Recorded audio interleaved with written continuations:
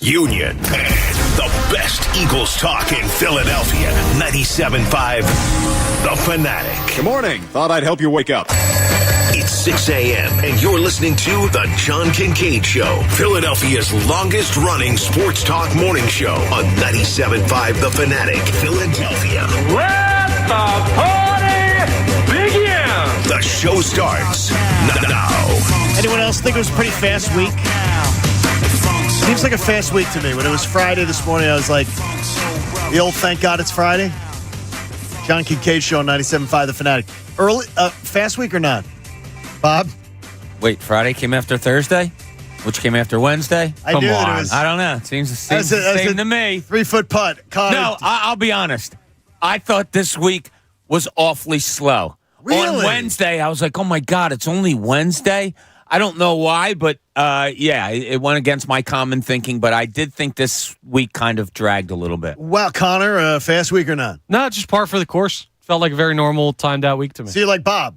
Yeah, he's learning. He's becoming young Bob. There's some weeks that you don't say either feels fast or slow. It was just kind of like, that week Did you have happened. a wedding this weekend? Yeah. Which will be great. Yeah, Up in beautiful Ocean, New Jersey. Yes, I can't wait. I'm going up today. I've never even, I got to tell you, I swear to you, there's new towns that have arrived in the, I was away for 26 years, but they've come up with new towns, I believe. Well, Every night I watch the news and I hear about a town, I'm like, okay, I've never heard of this town. Bob and I in the morning news, it'll be on Channel 6, I'll have the morning news on, and I'll be like, okay, I'll ask Bob, where is that? I've never heard of it before. Nobody knows all the towns. Yeah, but there used to not be. Like Channel 6 now goes up north of Allentown to do local news. That's not the Philly market. They go to Trenton.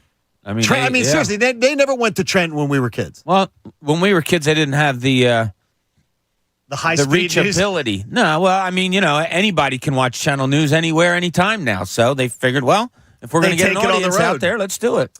Patty, how are you this morning? You play last night? I don't want to talk about it.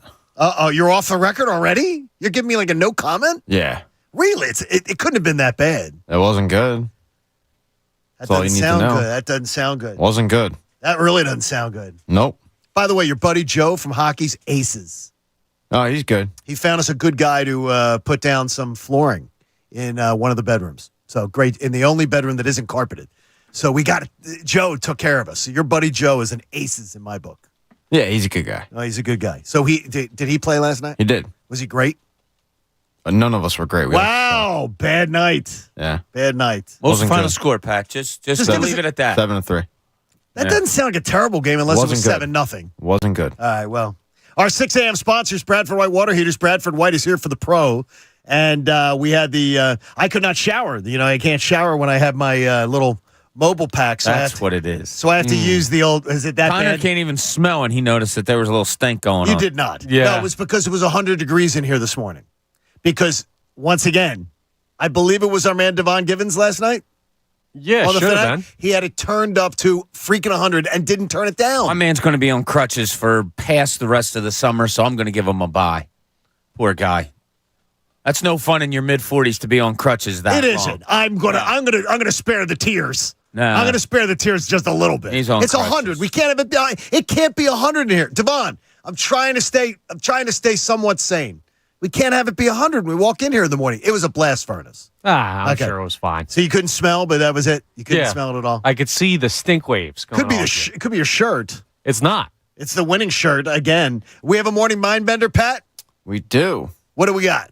I hope this is a good one. I think it's a good one. What kind of negativity is that, Bob? No, It's a bad way to start the hope. day. I It was have the tone. positive hope. It was the tone. There was a little tone to They that. haven't been great. Wow. No, I'm just kidding. Go ahead, buddy. A Nobel Prize winner was given a lifetime supply of what? Directly pumped into his house. Directly pumped into his house. A Nobel Prize winner was given Air conditioning. oxygen, extra oxygen. I think we all get a lifetime supply of No, oxygen. not extra oxygen, you don't. That's true. It's a fair Have point. you ever done a hyperbaric chamber? Carbon dioxide. Well, Bob could come over and give you that. Carbon dioxide.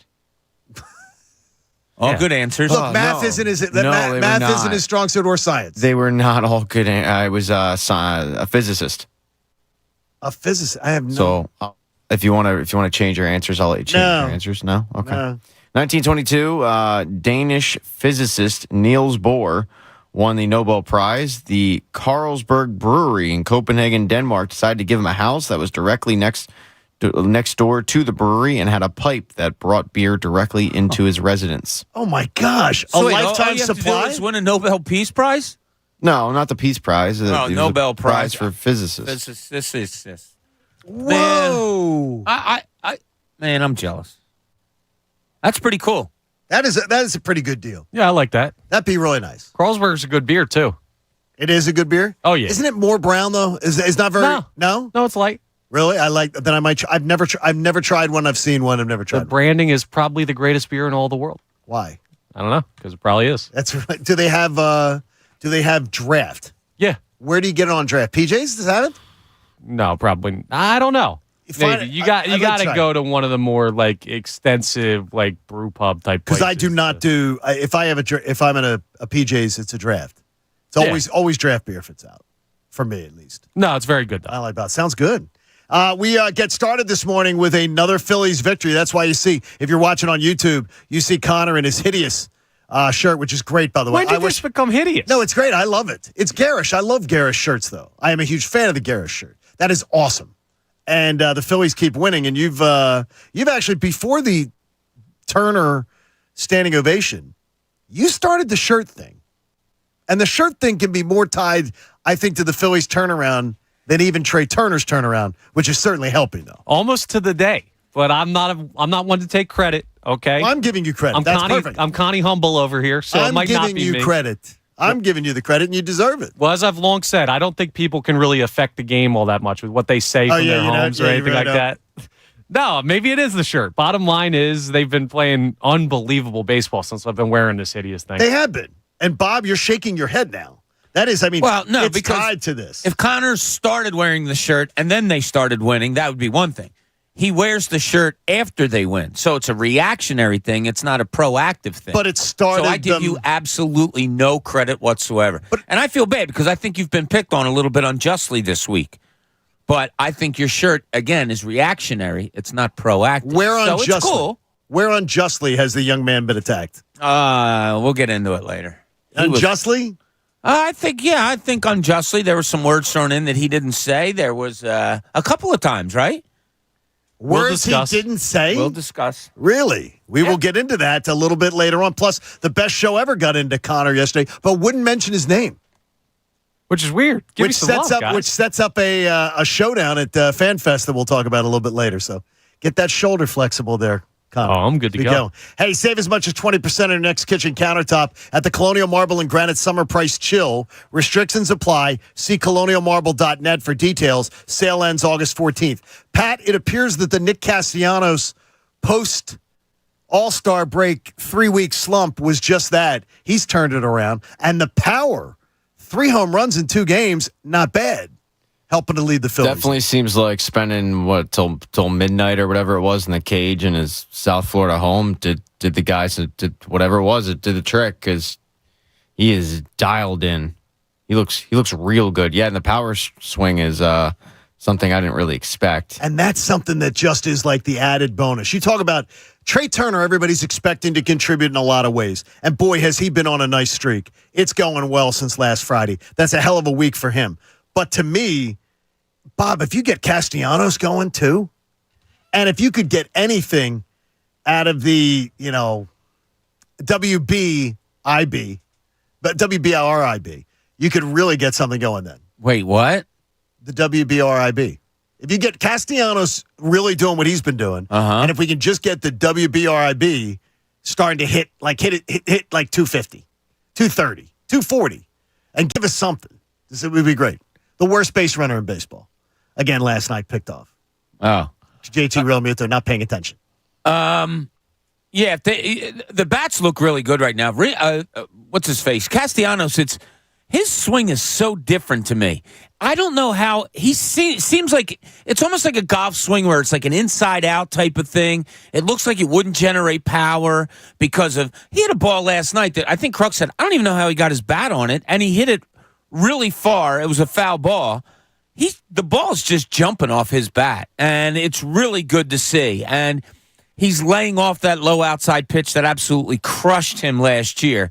The confidence in the plate from everybody, and whether it started, I don't know, with the standing ovations, whatever it may be, but right now this team is just raking, and they're fun to watch. And I talked about having pop in left field looking to the future.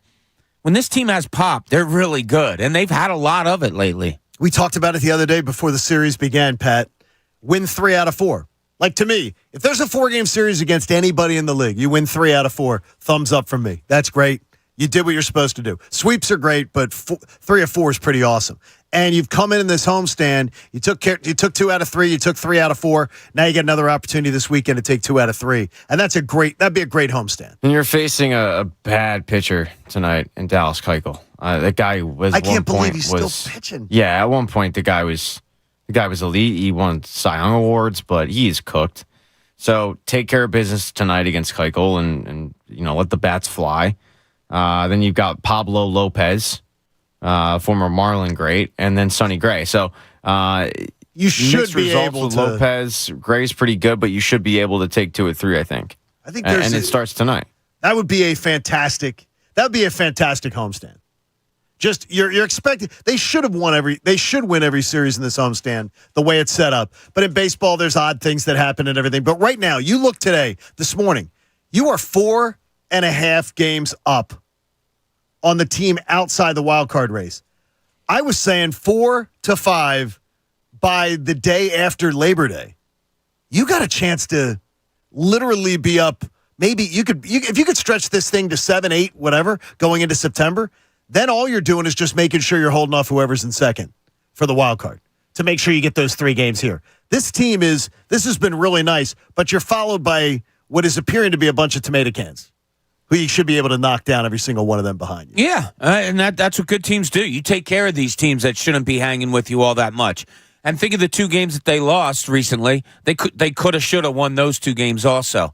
So yeah, they're just playing real. I do like how aggressive, how much they're stealing bases now. It just seems like the offense is really clicking. And look, when you're scoring 7 runs a game, as they've done over the last, I think they said last night, like 7, 8 games, they're averaging 7 runs a game. That's what you do. You hit a home runs, you steal bases, you're aggressive on the base paths. And it makes up for any maybe lack of pitching that you might be getting from your starters at times. Now, you go on the road next week you have Monday and Thursday off, which is something that we debated the other day about. Do you want a 6-man rotation when you already have 2 games off next week? But you get the Blue Jays for 2, Tuesday and Wednesday. Then you go and play the Nats next weekend and finish up with the Nats, including that game at the Little League World Series site, right? Or Williamsport. Yeah. And then you come home for another 9-game homestand. Yeah, I mean, this is where you talked about this, Bob. You talked about this going into August, that this was the time you had to make your splash, and they're making it. They are, and they just seem to have a confidence about them that they haven't had all year long. And where do you see confidence? Mostly at the plate. Pitchers are slow and steady, and whether they're going good or bad, they usually don't change, except maybe for Taijuan Walker. They don't really change expression all that much. But hitting, you can see it. Yeah, and you saw the frustration earlier in the year. Well, now you can see the confidence just bubbling through with this team also. They got down last night again. It was one of those, I hate when they're in 1-0 games. I just don't feel comfortable. I'd rather the other team almost get up 3-0 and the Phillies battle back and get within a run as opposed to being shut out. I thought the guys on the broadcast did a great job. Kruk at one point goes, oh, my God, look at the hangover with this crowd. Because it was just silent. It was dead. It was the day after. And the Phillies weren't doing anything at the plate. And then all it takes is that. You get a 2-run homer, you get another 2-run homer, and you get another one, and, game, set, match. My wife asked the smartest question. She's really gotten into this Phillies team. Like, she actually now watches the games more than she ever has. She usually is reading a book or doing something. She actually enjoys watching this team a lot. She asked the question last night, so simplistic, that I really didn't have an answer. So, Pat, I'm going to go to you. Maybe you have an answer. She says, would Nola be pitching differently if they gave him the runs that they gave Lorenzen the night before? No. Because that's what and that was my answer to her, because we've seen him blow too many leads. Exactly. So okay. I don't feel safe with a 5-run lead with Nola. 6, 7, 8. He'll find a way. That man will find a way. How about Marte? Do you feel safe when Marte's in? Nope. My gosh. But, I mean, it's still nice to see the bats kind of come alive. Even if you have a starting pitcher that I don't have faith in to do much with run support, let's say hypothetically speaking, Phillies come out, they put 6 runs against the opposing pitcher, and then Aaron Nola gives it up. At least I'll be sitting there going, all right, well, they put up 6 already. The bats are clicking. Right. They should be able to continue the stretch. So that's the one positive I'll say about it. But no, I don't think he'd be pitching different. Would you agree to play all of your April games on the road just to have the Phillies play every home game and play all home games in August? Well, yeah, they look so good. It goes to the saying, right? You can't win or lose a division in April. So, sure. You'd love to go on the back end and have the warm weather and all of that stuff at your advantage come August. And we saw it. I'm sure they saw it. They knew it was coming. That they were just going to get a plethora of home games in the month of August. I think the outlook of this team, and I'm going to talk about this a little bit later, might be a little bit different than we thought it was when the year started. I can't believe that Ricky said yesterday with such confidence, I think they're winning the World Series. I think this team's winning the World Series, and he just said it offhandedly. And if you haven't watched what the Braves are doing, which, by the way, the division lead is under 10, and the Braves pitching staff is falling apart. They're giving up 6, 7, 8 runs routinely. And we saw this last year, Pat. The starting pitching wasn't there for Atlanta, and the Phillies starting pitching stepped up. And in that short series, the bats were still going, and they terrorized them. They could have swept that series. Yeah, they could have. If they don't blow, Haskins blew game 2, and if they didn't do that, they could have won that game. Could have had a chance. Just I gotta say, last night after the Phillies won, and I did my whole all right, let's look at the standings, see how everybody else did. I kind of just skip ahead to the wild card, but I saw the Braves lose, and it's nice to see. I was just curious, and all right, is it possible? Probably not. No, it's far. But it is nice to see them kind of limping into the last 2 months. I just equate it to being baseball. They're still 31 games over 500. They're still the best team in baseball. They're going to be this 25-game stretch where they're playing average baseball.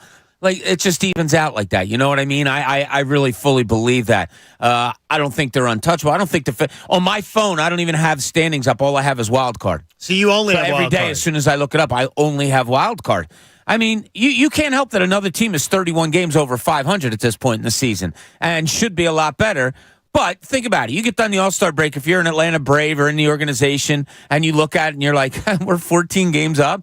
Like, it's hard to keep that momentum going to the way you had it before the All-Star break. I still think they're the best team in baseball. I still think they're the biggest obstacle in front of the Phillies.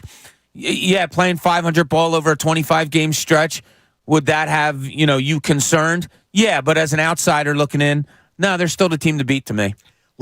Just in the last week, they've given up 8, 6, 7, 6, 5, 7. 5 is their best performance. Yeah. In an entire week of baseball. Their best. Now, Mets, Yankees, Giants, Mets, Giants coming up. So the Braves could take care of the Giants for you, and you've got the series with the Giants too. Giants may be in the rearview mirror of the Phillies by the time they even fit. Like, by the Labor Day comes around, this may be a foregone conclusion. We'll talk about that a little bit later. Let's hope. Yeah, it'd be great. That'd be a great way to have September. To be able to, even though last year having to push it maybe helped you in the playoffs, you got different philosophies. The Eagles are getting ready for the Ravens. But are they? Who's playing?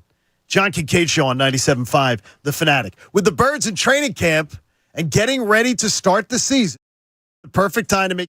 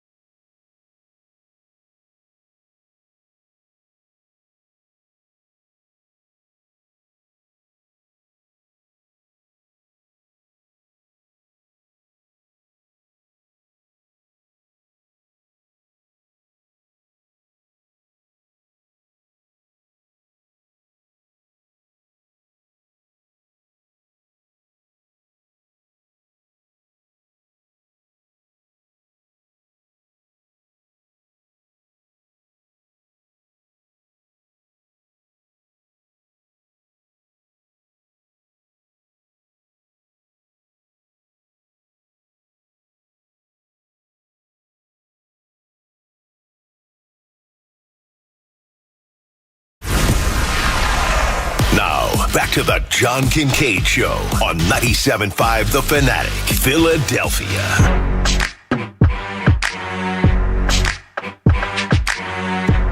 Summer starts and continues to thrive at Acme. So whether you're tailgating or grabbing snacks, Acme has everything you need. Acme with fresh foods and local flavors. John Kincade Show on 97.5 The Fanatic.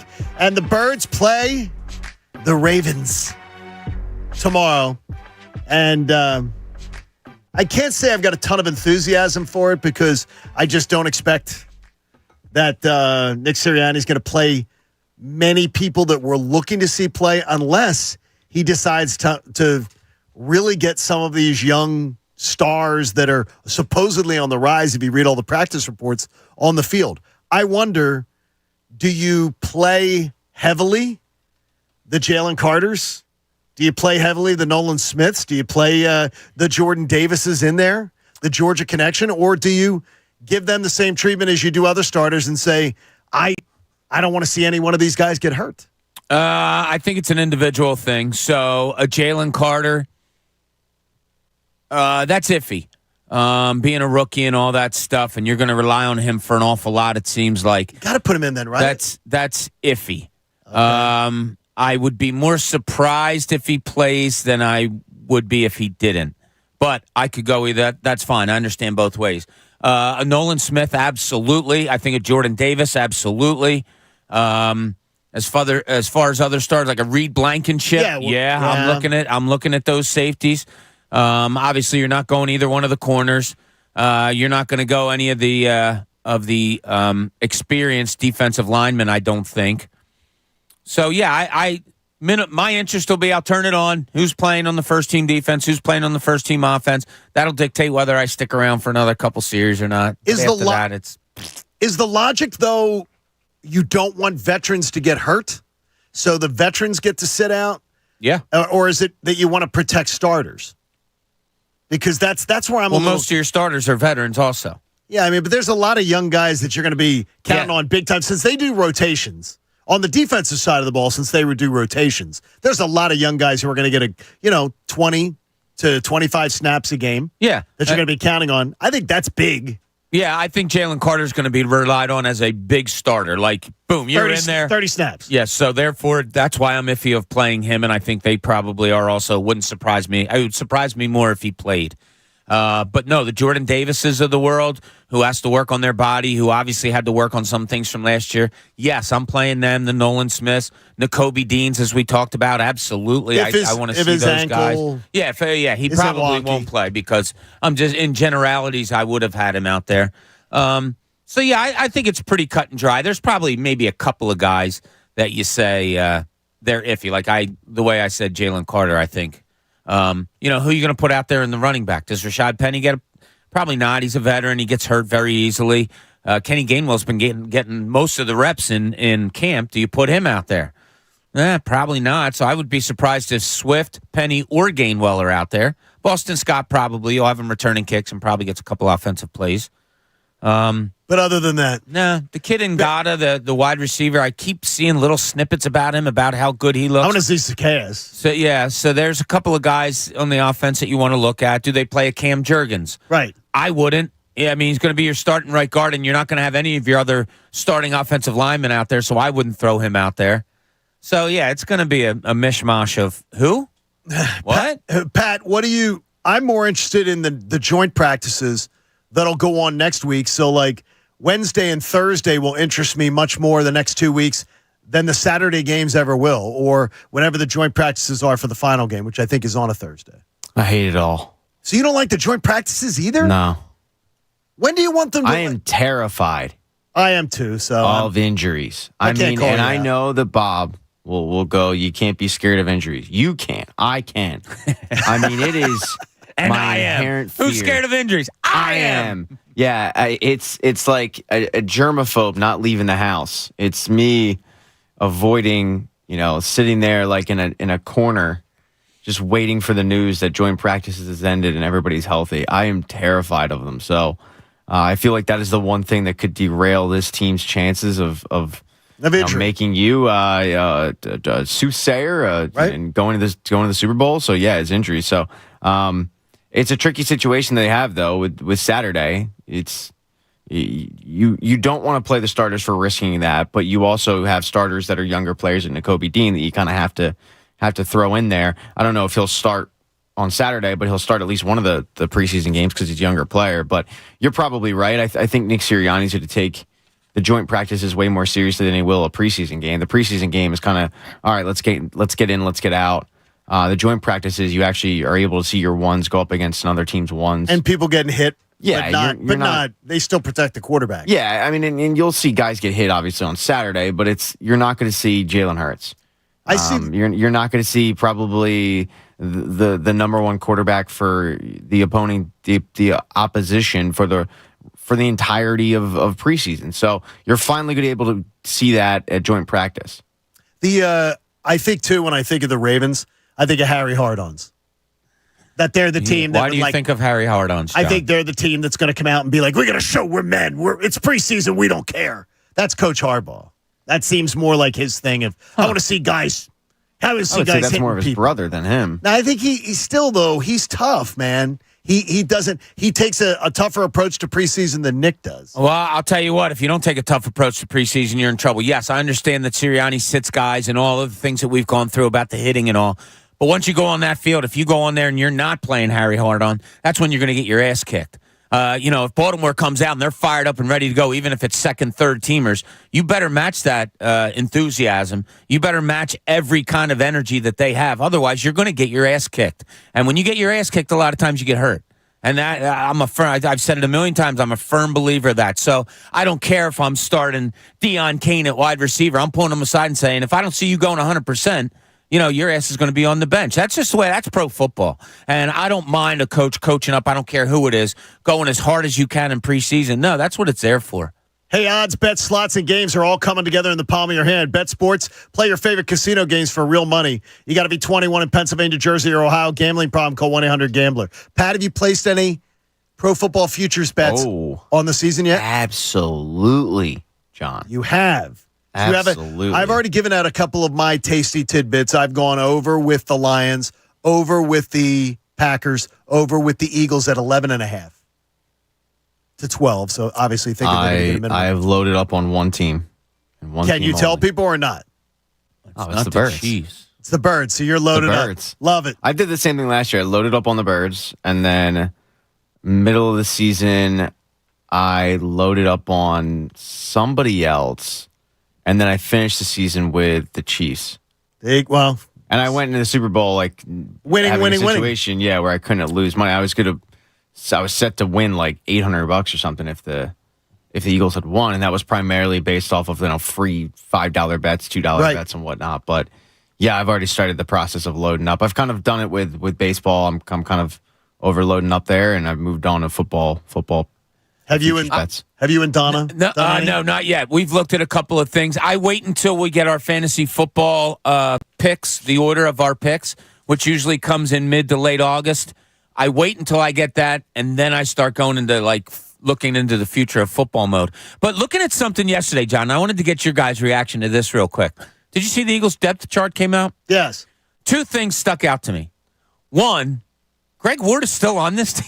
I didn't know he was on the team. Dude, I swear I didn't know he was on the team. After I saw his name on there, I was half expecting to see Harold Carmichael to be the next backup wide receiver. I'm like, wait, I thought he was gone. I thought he was gone, and he had his years 5-10 years ago, it seems like. So that surprised me. And I wanted to get your guys' reaction to what Nick Sirianni did concerning the running back position. So he gives the depth chart. Mostly everything is okay. You see it, great, whatever. He puts every single running back as the number one running back. Now, that we know that's not true. No, so of why course not. I don't think Boston Scott is not the number one running back on this team. No, we know it's not true, but why did he do it? I think he's trying to push somebody to say, steal the job. Show me. The fact that Kenny Gainwell seems to be getting so much chatter, it obviously appears to me that the writers are more intrigued with Kenny Gainwell than... Well, they're only intrigued because the coaching's giving them the ball all the time. Yeah, but the thing is, he's obviously not impressing Nick Sirianni enough to say Kenny Gainwell's the number one back. Or did they go in saying Gainwell's not going to be the number one? It's between Swift and Penny, and they haven't grabbed it. So they're like, well, We're not going to put them at number one when Gainwell's looked so good. Well, then why throw Boston Scott in there? Well, then they're saying, if we put Gainwell there, we run the risk of pissing off Sweat and Penny or whatever, or starting some kind of talk that we don't want.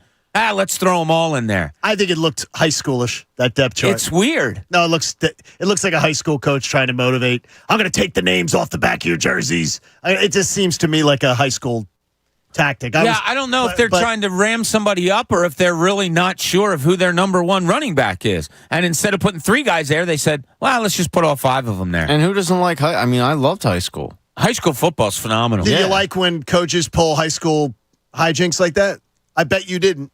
In this situation, with this coach, it works. It works. That's the thing. Yeah. Like I'm going into this season not questioning anything that guy does because 2 years it's worked out. Well, I want to hear Bob Cooney tell us about something that he does question about a guy who's in charge in this town. I'm calling him. I think he's sort of the anti-Sirianni. Now, let's see what's in Cooney's corner. They showed on the news the other day when John and I were in here. We watched like the 5 a.m. news, and one of the stories they had was a new roller coaster that's going up somewhere. Where was it? Do you remember? Dorney Park. Dorney Park. Oh, no. All right, and the ups and downs of that roller coaster are kind of like my feelings this year with Rob Thompson. We've all questioned some of the things he's done a lot of times, and I came out with the subject after I looked at the lineup of the night of the no-hitter, and I was like, are you kidding me? And then it worked, and I said, okay, maybe this guy's finding managerial gold again like he had last year. Maybe we can ride it. We need a shirt. Pat, I'm getting a shirt done. So, with this, I want his face on there. Managerial gold. You said that, and now somebody will show up at FanFest with that shirt. Good. That's all right. Bring it to me. That's good. It's a good thing. Yeah, it's I'm awesome. large now. See, look at that.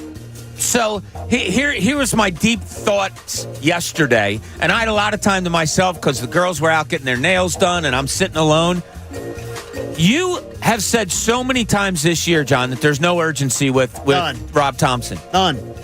I wonder if that was all kind of planned out. I wonder if the long run from last year going all the way to the World Series, doing what they did, the pitchers going as much as they did, players getting tired, an injury to Bryce Harper, all those things.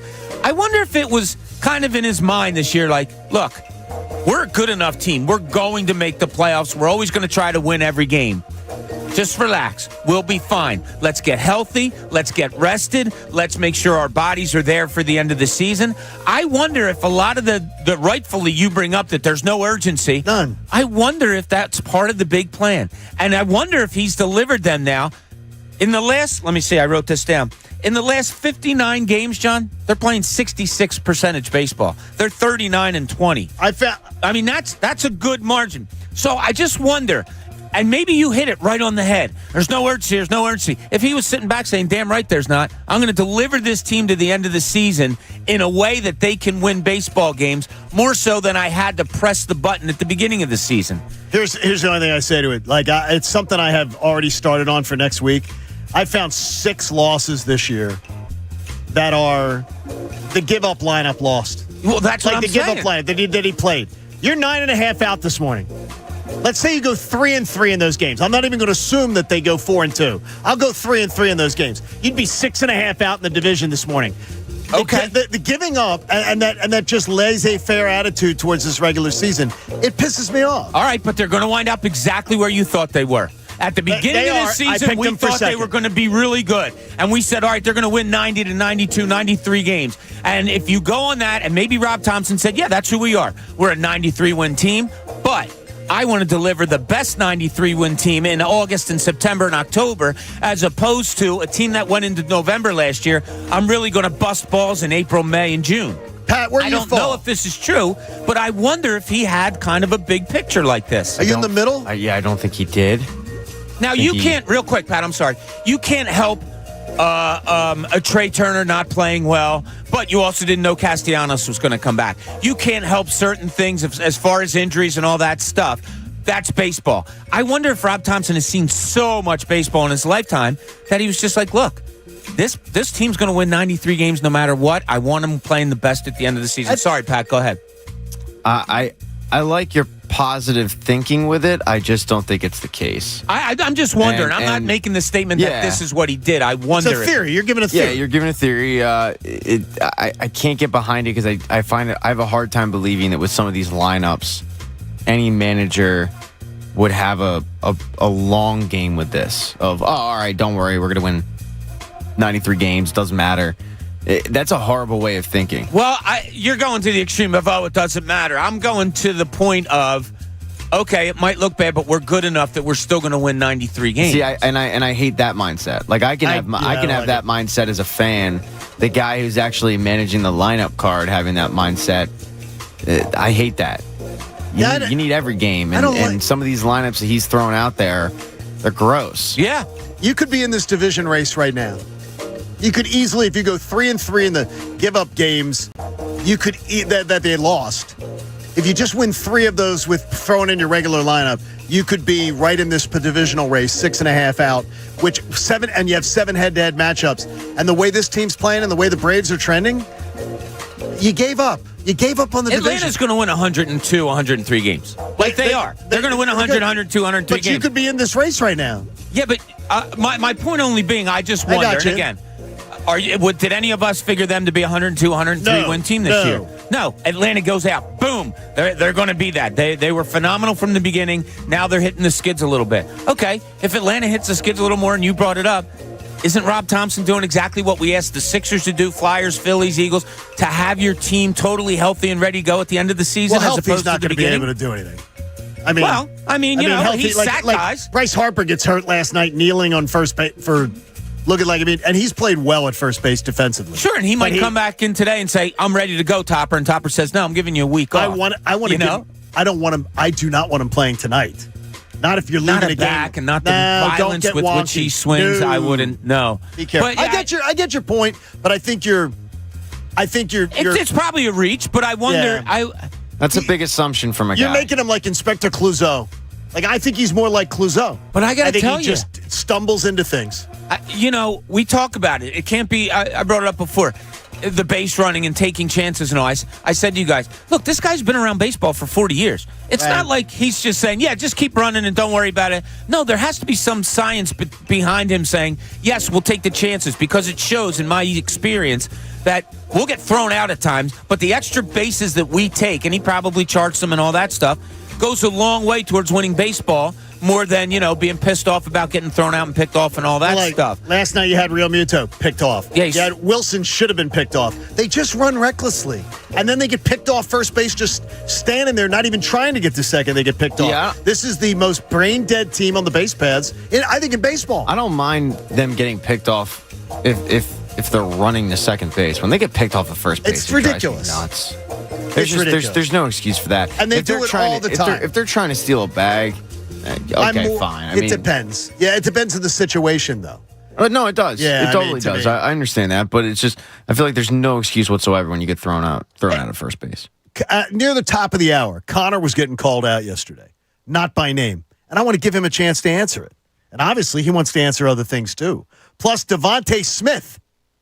Well, he told me a lot about his character and who he is. John Kincade Show on 97.5 The Fanatic. If I told you that Steven Singer was doing this, I honestly would want him in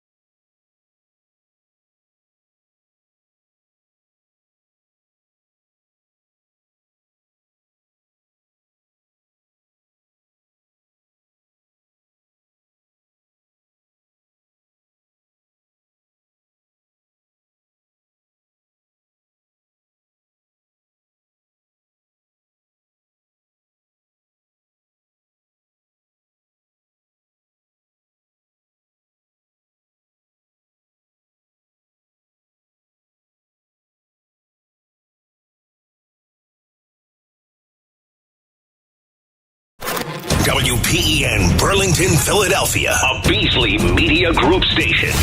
Official home of the Sixers, Flyers, Union, and the best Eagles talk in Philadelphia. 97.5 The Fanatic. Now, back to the John Kincade Show on 97.5 The Fanatic, Philadelphia.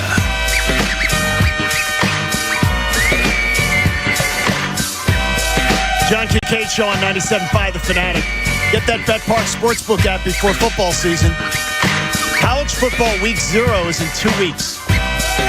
That little introductory week, and then it all gets rolling Labor Day weekend, and then NFL football.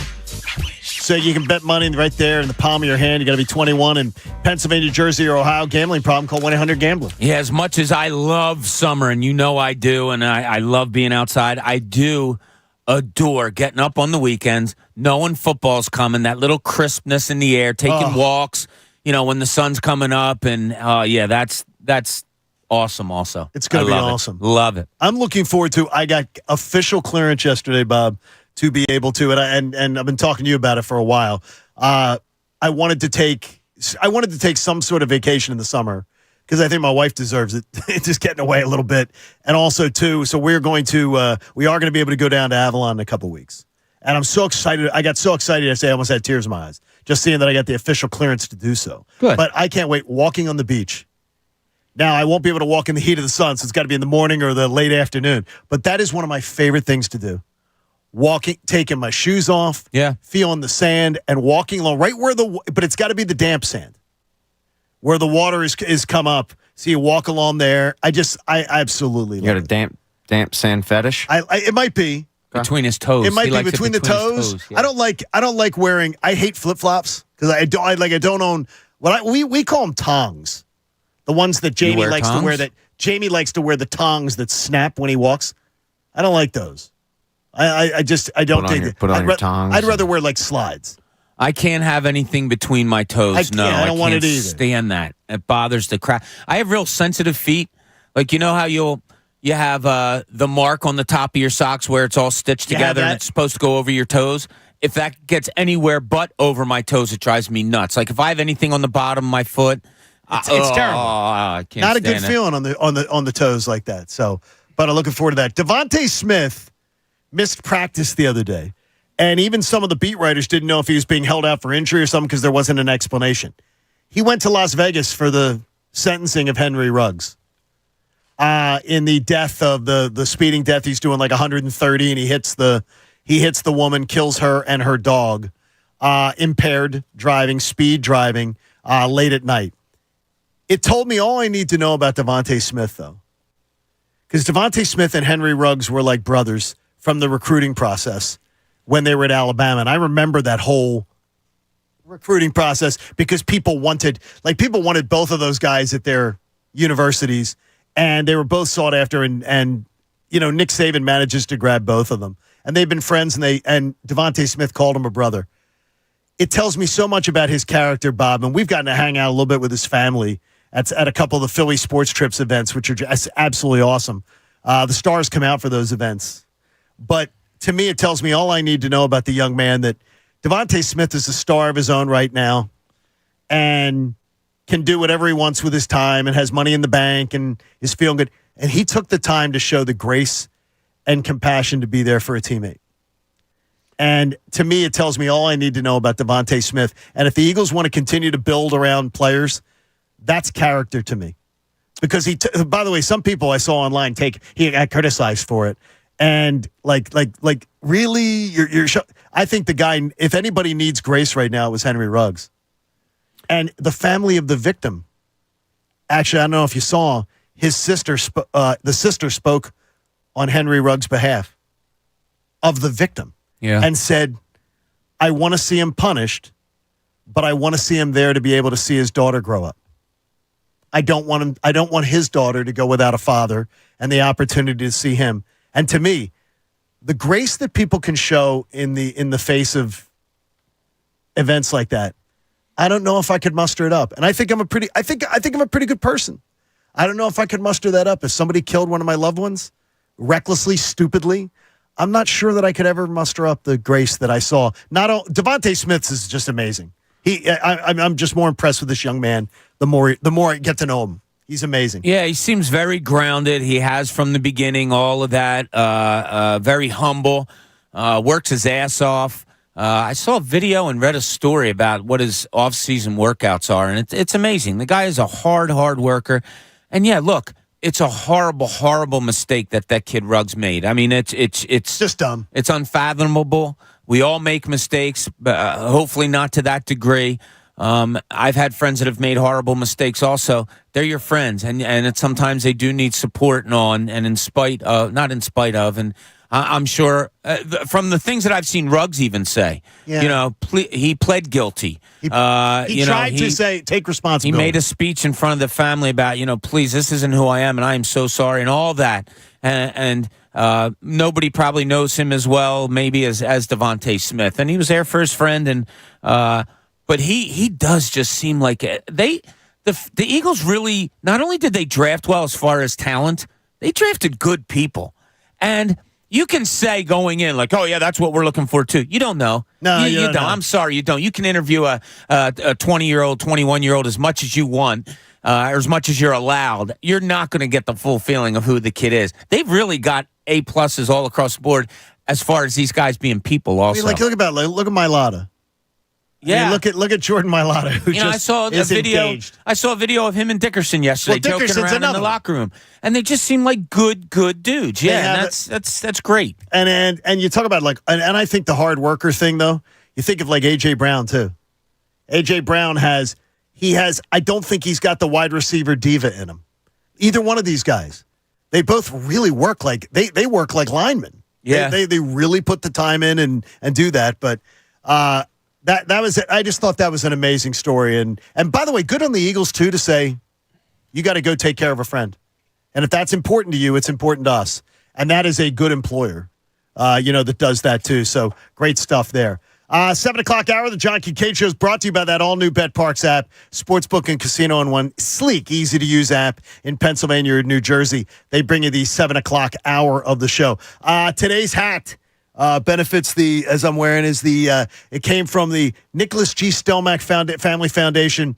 My buddy Joe, Bob, who you've gotten to meet, I know Pat's gotten to meet him at the golf tournament. He was out for our golf tournament and everything. His brother-in-law, Nicky, died years ago. He was a football coach in Florida, out on in that Clearwater area, a Scranton kid.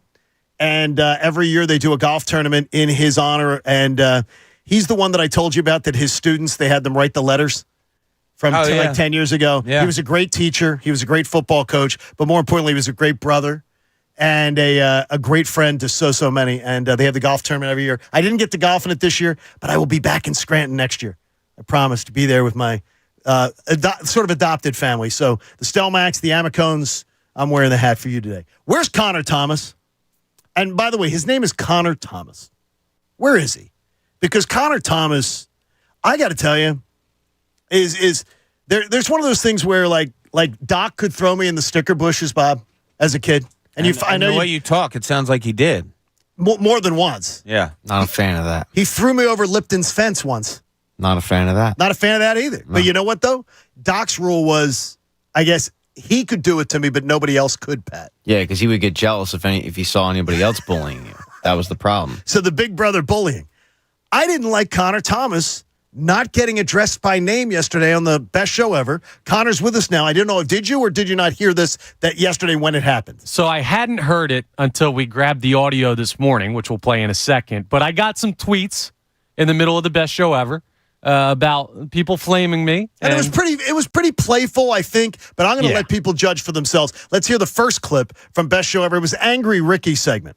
There's somebody on that morning show who constantly pops off, constantly talking about how good of an athlete he is. This person is now saying, I could throw harder than Ricky Bowe. Number one, he's 20 years younger than I am, okay, to start with. So you should be able to throw harder than me. But I bet my ass I could still throw it harder than this guy. And it's kind of ticking me off a little bit that people go around popping off and love to just chirp on the morning show. But he's going to learn a lesson here at some point.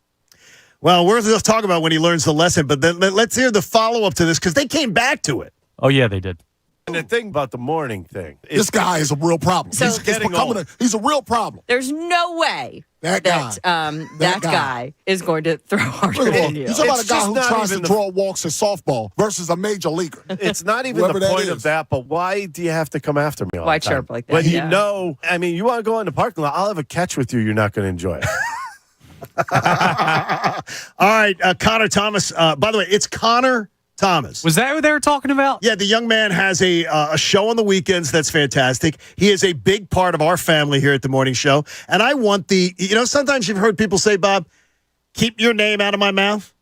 Yeah. I would say to every one of the Best Show Ever crew, put his name in your mouth. No, I take that as a sign of respect. You do? That they didn't trash me? They don't even have to mention my name for everyone to know who they're talking about.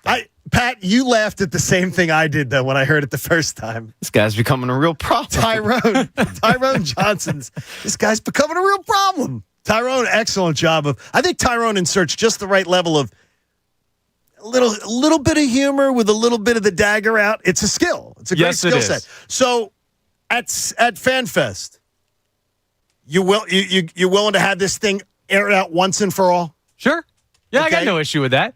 Now, if I may set the scene a little bit, though, because it's being a little bit misrepresented there. Okay. And I don't blame Ricky or anyone on the Best Show Ever for doing this. I have utmost respect for Ricky as an athlete and baseball player and those guys for what they do on the Best Show Ever. But what I said, one day I was out there in the hallway, and Dylan and Haley were around.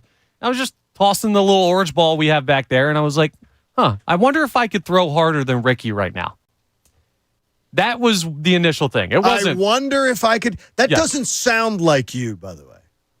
Really? It sounds. Yeah, I think it sounds more like. I think I could. I would think you'd be more like. I think I could throw harder than Ricky. Yeah. I didn't hear you say it, so I don't. I'm not saying that's what you said. Yeah, it was in the back. It wasn't on air. It wasn't calling out like, "Oh, Ricky, he can't throw hard anymore. That is guy fair. stinks." Like I have complete respect for Ricky, and I don't ever try and demean any. Even when I say this crazy, outlandish stuff that I've said in the past, and I do believe it, but it's not out of disrespect for the other people. I would agree with that. My fault is more maybe a higher sense of self than what I probably should have. But I'm willing to do it. I'm willing to go out there and throw. And do you think you will beat him? I don't know. That's why I posed the question. I think it'll be closer than a lot of people would give me credit for, and clearly, based on that audio, and I think it'd be Jen's fun. not on team Connor. No. I mean, is Tyrone's certainly not. Bob, one thing I will say though is what in Connor's defense, you're always respectful of Ricky and his accomplishments. Yeah, he's a. You're never disrespectful to Ricky being and his accomplishments. He's a better athlete than me. Right. He's a better golf player than me. Like, he was a major leaguer. I have complete respect for what and who he is as an athlete. It was just a question I posed because he doesn't play anymore. His shoulder bothers him. He tells us about it all the time. And it was just, I wonder how hard he can throw anymore. So, all right, if we set this up and we get the radar gun at FanFest, which we're going to do, we can't just have one throw. It's got to be probably three. What would you say, 3? And the highest of 3. Now, Connor made a good point today. He's like, Ricky's had that shoulder and I believe elbow surgically repaired more than a few times. I worry about the health factor. And I said that to Connor, and Connor says, well, that's all part of it. That's why I was wondering it. Yeah, exactly. I'm not saying the guy stinks. I'm saying he's been reconstructed. He's the $6 million. Well, he's the $600 man. Yeah, and I want to see if that $600 man or $6 million man or whatever dollar amount you put on. Come on, there's inflation, I guess. Well, I guess, but I want to see if that man got rusty since he was repaired. Yes, and I don't think you're in no way disrespectful of the accomplishments of Ricky Bo. And I think it's fun. Like, if I was to challenge an athlete is fun. If I was on a driving range with Rory McIlroy standing next to me, I'd say, "Yo, who do you think can hit the ball further?" Like, that's just dumb. Now you're kind of stupid. just but being dumb. it's fun to have these athletic competitions with people that you hold in high regard as an athlete. If it was a competition, yes. That's not going to be a competition. Maybe he shanks it. Who knows? Yeah, no, I don't. But there's two things I want to respond to real quick. First off, Ricky's saying he'd bet his ass. Right. I don't want his ass. You don't have to put that up to bet. I have no interest in that. And whatsoever. Ricky's ass is not on the table. No, you don't have to bet that. All And right. the other thing, as far as playing catch, he'd scare me. I mean, the guy who was my throwing partner in high school was drafted out of high school and touched 98. What did he do with his career? He ended up playing at the University of Maryland for 4 years. Played in the Cape with Weston Wilson, actually. We were talking about that recently. Yeah. Has he gotten to the show? No, he did not go to the draft. He went to college, and then he ended up having injury issues and not playing. So we played a little bit after school in the semi-pro league I played in, and now we're friends. We're childhood friends. But I've caught guys who throw hard before. It's not enjoyable. Like, it's not a fun catch on the beach. I can't imagine, honestly, playing catch if a major league player was trying to make it uncomfortable. Dude, so our bullpen was...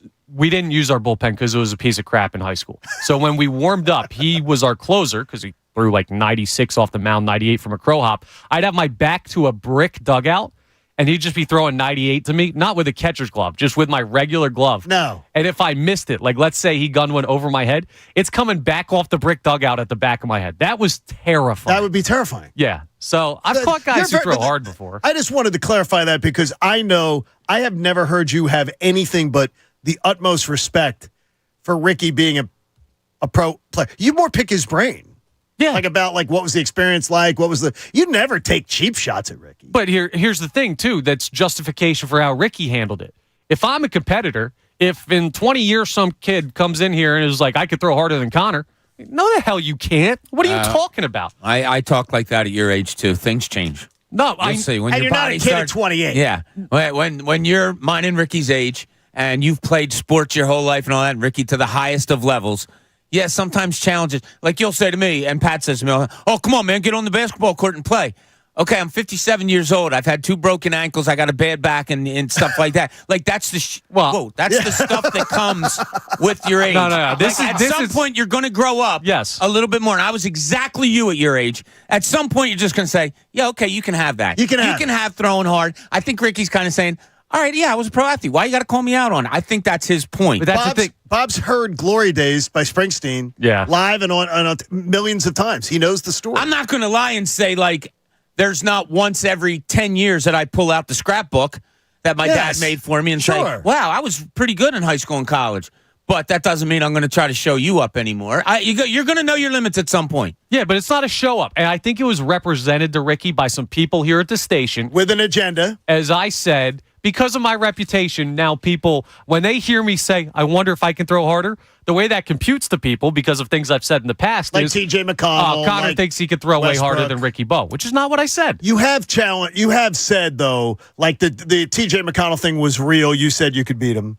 I said I could beat him up. Westbrook. I didn't say I could beat. See, this is what we're talking about. He said he could D up McConnell. I'm with Connor on this. He could tackle Westbrook. And I'm part of it. And he could tackle Westbrook. Exactly. People expand this thing, which is fine. I get it. But when I get my day in court, I'm going to back up what I said. Well, that's why I wanted you to have the opportunity to do that today. The Westbrook thing was a good one. The Westbrook was the dumbest one. That was the dumbest one I've ever heard. If Westbrook wants to go downhill. No, I beat him at FanFest last year in the Tic Tac throw competition. Oh, well, so it's Connor 1, Look, Brian Westbrook. I got my ass kicked by LaShawn McCoy and you're not embarrassed by that. Well, it's funny. I was talking to a buddy of mine last night. And he was asking, and he was there, and he goes, "No, he didn't kick your ass. He didn't." He goes, "You just didn't make shots." And I go, "That's the point of the game." He did kick my ass. Connor's handling this all wrong.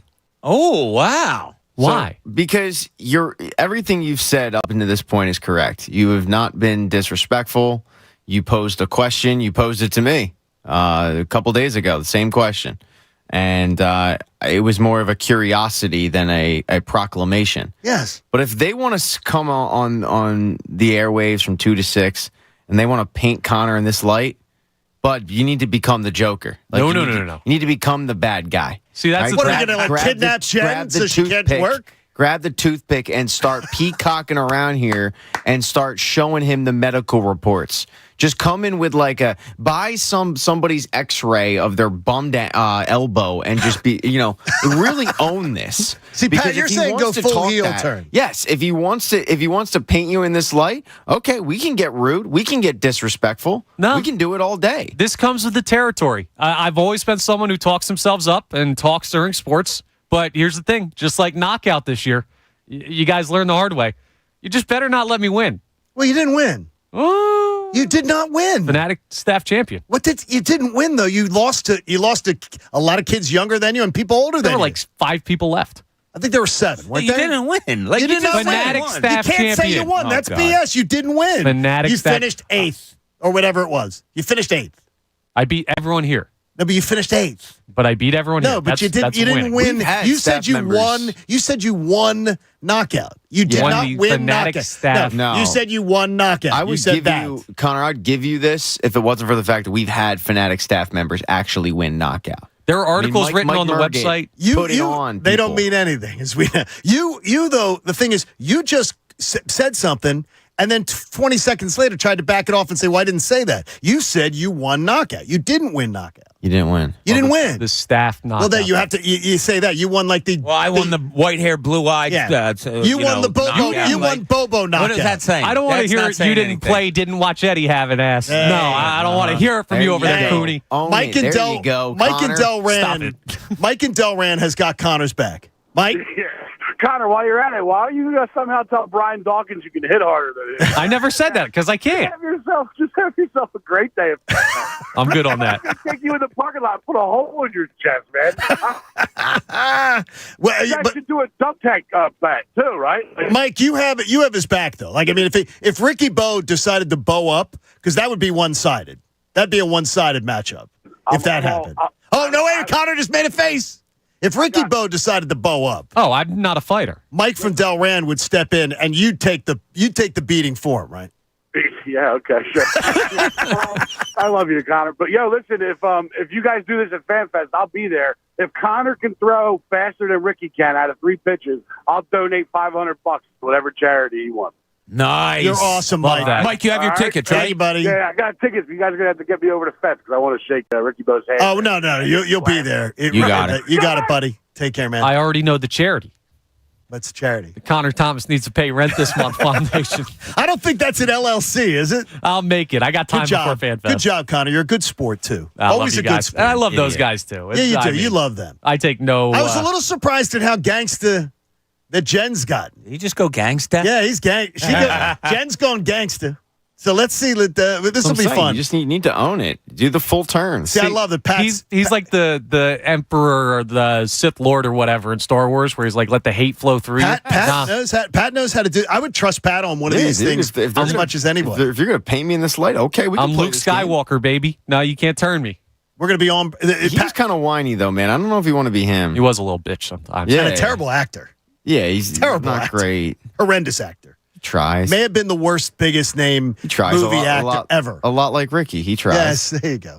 Hey, we got a lot coming up for you here, including the recent slide of the Braves. Does it really open a window? And Pat wants to know a lot about the Birds first up. We'll get to that next. John Kincade Show on 97.5 The Fanatic. You know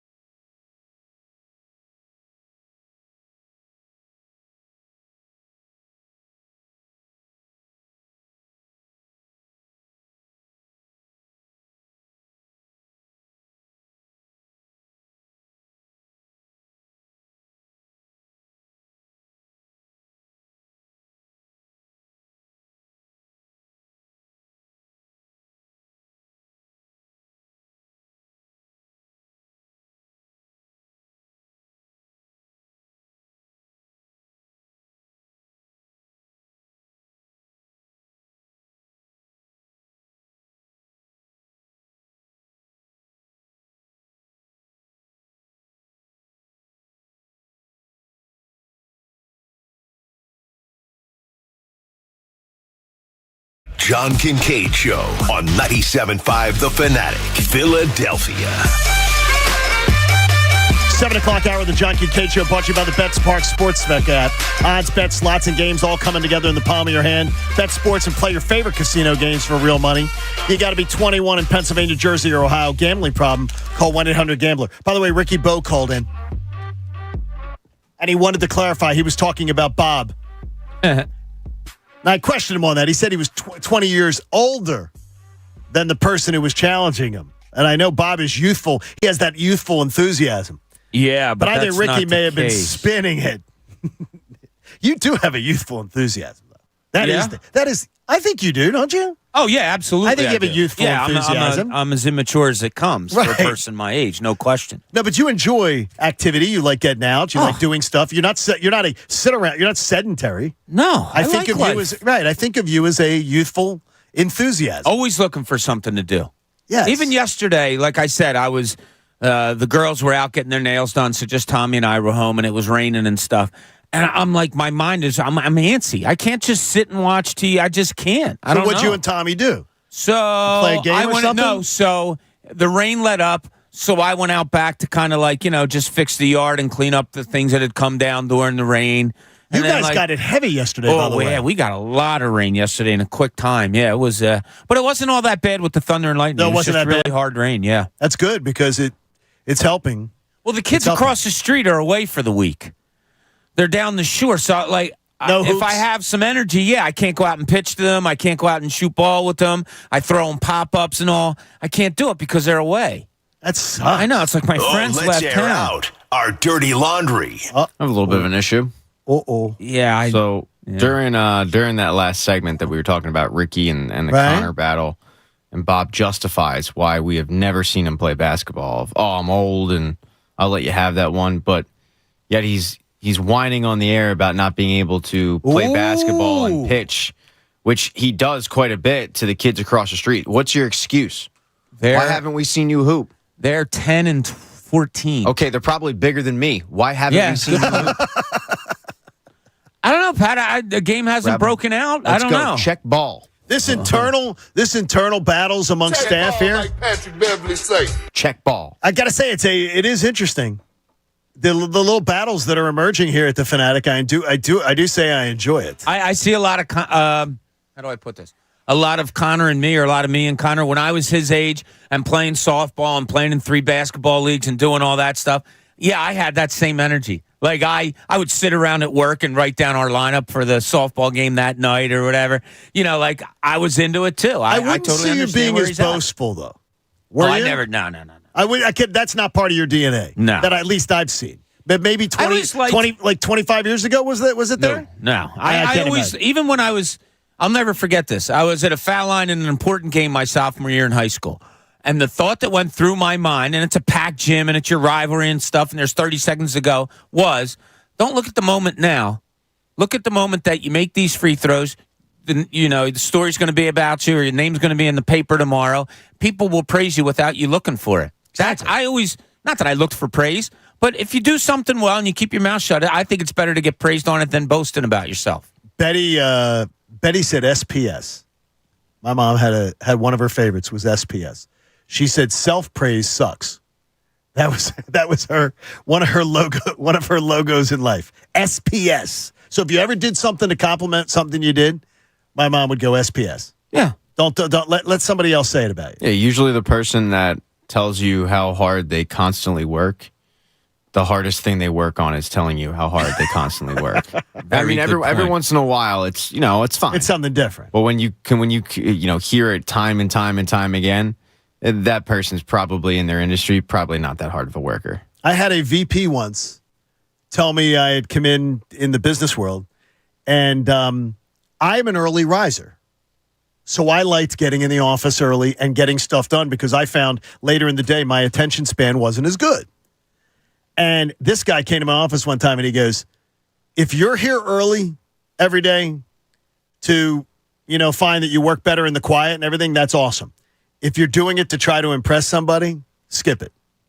And I took sort of offense to it because I was like, I'm an early riser. I like to I like to get my day going. Well, you shouldn't have taken offense to it if you were doing it because exactly what he said. Well, I did, but he was sort of taking it like I was trying to be. He didn't know me well enough, I guess. Yet. Oh. He was like, I think, trying to say to me, if you're trying to impress me, I wasn't trying to impress him. I was trying to get my work done earlier in the day because I know after 3 o'clock I was lost. I mean, I was thinking about what am I doing afterwards? What's going on? So, hey, in Pat's point of view, he wants to talk about your Birds as they get ready to embark on preseason. Talk about our Birds. This is Pat's point of view. Here's Pat. Hi, guys. Call. Yes. Yeah. Hi, Pat Patrick. We're talking about the Birds. That's right. Thank you, Shaq.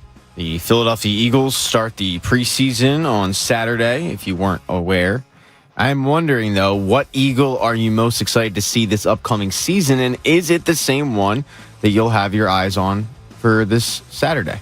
So it has to be, because you and John, I think, are on the same page I on this. texted him the name yesterday, and it's the same And name. I was thinking about this yesterday a little bit, Pat. I don't think about you all that often, just work-wise. I think about you in other ways. Yeah, I was about to say, that's not true. You think about me all the time. Yeah, and I have a little dirty laundry on you, but we'll get to that later. Boy. Okay, good. But I'm having real trouble coming up with it, but I'm going to go with Reed Blankenship.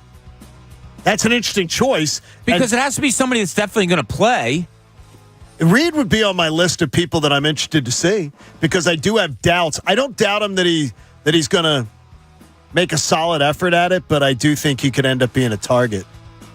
No, that's not the name, Pat, is it? That we both chose. Not for us, but Reed Blankenship's a really That's really a great good name. Now will It'd Reed be right there. Will Reed be the one that you have your eye on Saturday, or is that like just for the season? Both, I think. Okay, so it is. So the same. It's both the same player, and I'm interested too in Reed Blankenship. So am I. Just to see how he ends up carrying over a strong preseason into the regular season. We all know the preseason darlings that the Eagles have had in the past. Gizmo Williams. Absolutely. Gizmo Williams. I fell for that one. Steven Spock. That's a great one too. Yeah, but Reed Blankenship has a starting role in this team, and you kind of want to see it. The name that we both had, John. Yep. Nolan Smith. And it's absolutely the name because I want to see about the drop in the first round, Pat. And I've watched this guy since his high school recruiting. I'm really excited to see how it translates. And I'm finding just funny about this whole situation is he was the second first round pick. Yes. I feel like normally in this situation, the answer would be the 9th overall pick. That's the guy I'm excited to see. We're not. Nope. It's not like I'm not looking forward to seeing him. Yeah. But that's not the name that we immediately thought of, both of us, in terms of that's the guy who I'm looking forward to seeing the most. And that's the guy who I'll have my eye on for Saturday. You look at Jalen Carter. He's filling a giant need at defensive tackle. Huge. Javon Hargrave leaves for San Francisco. Fletcher Cox is getting old. If anyone tells me Jalen Carter, that's the name, I'm not going to argue with you. Good answer, yeah. But for me, hearing Nolan Smith talk, I want to see him go out there and hit a mother-father. Mm-hmm. Because that's all he's been talking about all offseason. Yeah. And I want to see this dude just being, just unleashed. I think there's another reason you do that you may not even be thinking of. Wow. You and I both campaigned heavily for the Eagles to go get a certain player. And he's come here and he's lived up to everything we thought he'd be, and that's Hassan Reddick. Yeah. And there are so many comparables from watching the collegiate snaps of Nolan Smith to a Hassan Reddick, that the way that the Eagles were able to unleash Hassan Reddick, if Nolan Smith brings the skill set that I saw him use in the SEC, they can line him up anywhere and he can shoot gaps. He's stronger than people will believe he is. I'm very excited because I think he could be Hassan 2.0. He's in such a great spot because he's able to learn from Hassan Reddick and learn his tips, tricks, and all that. And then every day he goes up against the best right tackle in football. Yes. So he's going to finally get into actual game situations and go, this is kind of easy. Yeah. Because I'm not going up against Lane Johnson. I can't wait to watch this dude just wreak havoc out there. But the Eagles have a lot of players, I feel like, that you could point to and go, okay, I'm not going to argue with you. If the player you're watching on Saturday is Nolan Smith, but the player you're most excited to see this season is Jalen Hurts again, I'm not going to argue with you. Devontae Smith, not going to argue with you. I mean, those are exciting players. I think one of the reasons why I'm picking Nolan Smith as opposed to a Jalen Carter is I feel like the impact of a defensive end is felt more noticeable to the untrained eye than a defensive tackle. I think it's the most impactful position in football next to the quarterback. Getting a quarterback in negative yardage plays or on his back is the absolute biggest. Well, I think it's the biggest thing in football that you can do. I might put offensive like left tackle, but be right next to that. But you have. I mean, your point is made just by the history of defensive ends being drafted first overall. There's quite a bit of them, and also putting a team in negative yardage behind the chains, as they like to say, is the best way for your defense to be able to tee off. Yeah, and this Eagles defense is built to tee off. If you're running effectively on the Eagles on first down, and you get them in 2nd and 5s and 2nd and 6s, they're not as effective. The Eagles stop you on first down, and it's 2nd and 10. You're in a throwing situation. Yep. This team with that secondary. Oh, this team's ferocious. Pat, that's a really good one, Nolan Smith. And probably right after I said Blankenship and you said no, Nolan Smith came to my head that I thought that might be who you said. Is there a third? I'm so Nolan Smithed up. Yeah, I agree. And he is in a great position. And not just for the things you said. I think their defensive line is really good. That's Milton Williams. We don't talk about ever. He gets forgotten. Yeah, all the stories that I've read of the Eagles, he keeps getting mentioned like, hey, watch out for this dude. You get a bunch of them as your backups and rotational guys, and that makes it so much easier for a Nolan Smith, for a whatchamacallit. Who's the other? Why am I drawing a blank? Blankenship? No. Who's Jamie's favorite player? Oh my God. Ed Reed? No, the end rusher. Sweaty time. Oh, yeah, Sweat. Josh Sweat. My God. Think of Jamie. Brain fart. Jamie does the sweat. But yeah, you get those horses going in the middle there, and they have a lot of them. Man, those guys are going to eat pretty good, I think. So Yeah, Nolan Smith is right there in it. If he can pan out and help a very depleted, I would say, defensive end room. I mean, I know it's all defensive line room, but in terms of the ends, there's really not a whole lot there other than Josh Sweat, Brandon Graham. If you can add in Nolan Smith and he hits year one, and adds in some just nastiness to that defensive line, look out. It's going to be fun. And you're right, John. I mean, it's the defensive end is really important in football, and I didn't think about the fact of if they're able to get pressure on the quarterback and either force an incompletion or, better yet, get a sack and put them in a passing situation. With James Bradbury, Darius Slay back there, good luck. By the way, a player, good job, Pat, on that. A player that I think we're all rooting for to have success, even though he's no longer an Eagle. Miles Sanders gets injured. Did he really? Yeah, he's injured. How bad? I think it's a hamstring, which can just be terrible. That could linger all year. I think it's a hamstring. He's not playing. He didn't play in the Carolina opener. They couldn't play him. And they don't know I think it's like week to week potentially. I heard. So that doesn't sound good. And by the way, you heard the Joe Burrow news yesterday, right? No. Oh yeah, Joe Burrow's. Joe Burrow's probably not playing week 1. Yeah, you wouldn't know what the injury is. That calf injury that he's got. It's funny because driving in today, I'm listening, and they did a report on it. Never mentioned the injury, and it's a calf injury, and that pisses me off. That's so stupid when you're doing the story. You have to tell what the injury is, but it was supposed to be like a week he was out. Now, the reports, they were told no action in the preseason, and it would probably be best to rest him week 1. That's an injury that could... That's interesting. That's an injury that could linger, and that is a team that could keep them from hosting the AFC title game. He's plummeting down fantasy draft boards. And that helps our team. I heard a Pat take on the overnight... show on this station, which isn't any of us. What dumb statement? The Buffalo Bills will not make the playoffs. Look, man, Chris Carlin made that on ESPN.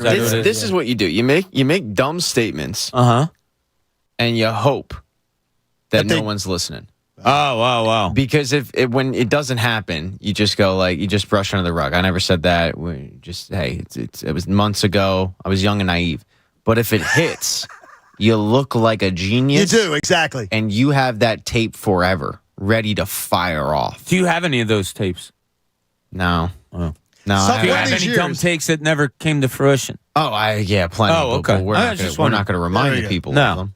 We want to do that. The Connor, see if you can come around for this for a second. I heard this story, and by the way, if you haven't read it in The Athletic, it's pretty amazing, and now even Outside the Lines getting involved in it too. The Phil Mickelson gambling story. And I saw this yesterday in another story.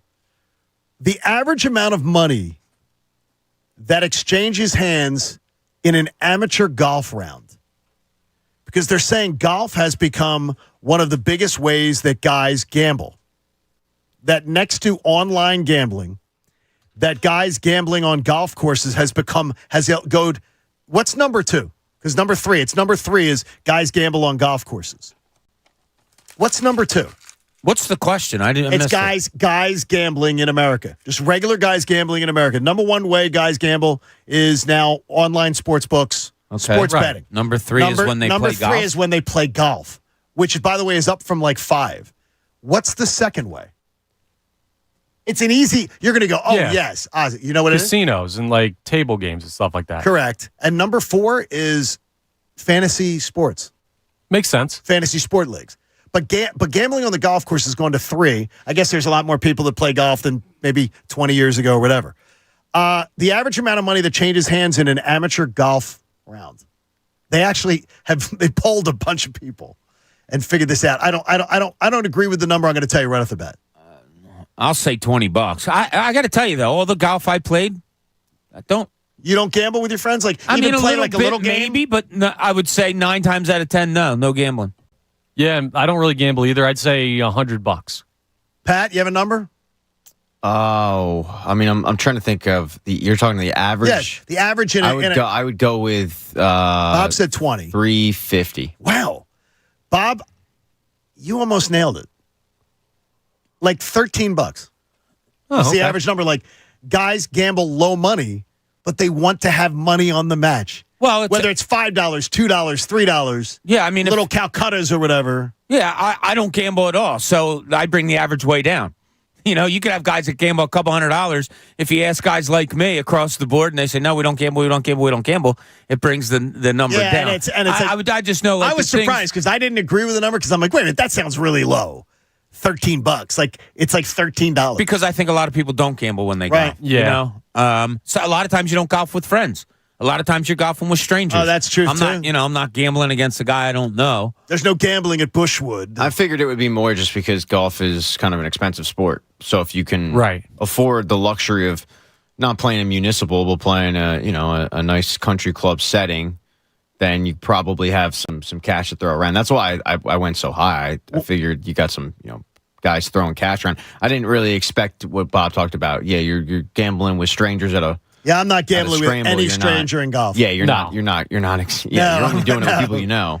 You're getting sandbagged. No, the most I'll ever do is like if me and a buddy are both like 120 yards out about. I'm like, close to the pin, $5 on it, something like that. And that's maybe once every 4 rounds. Like it's rare that I put any money on.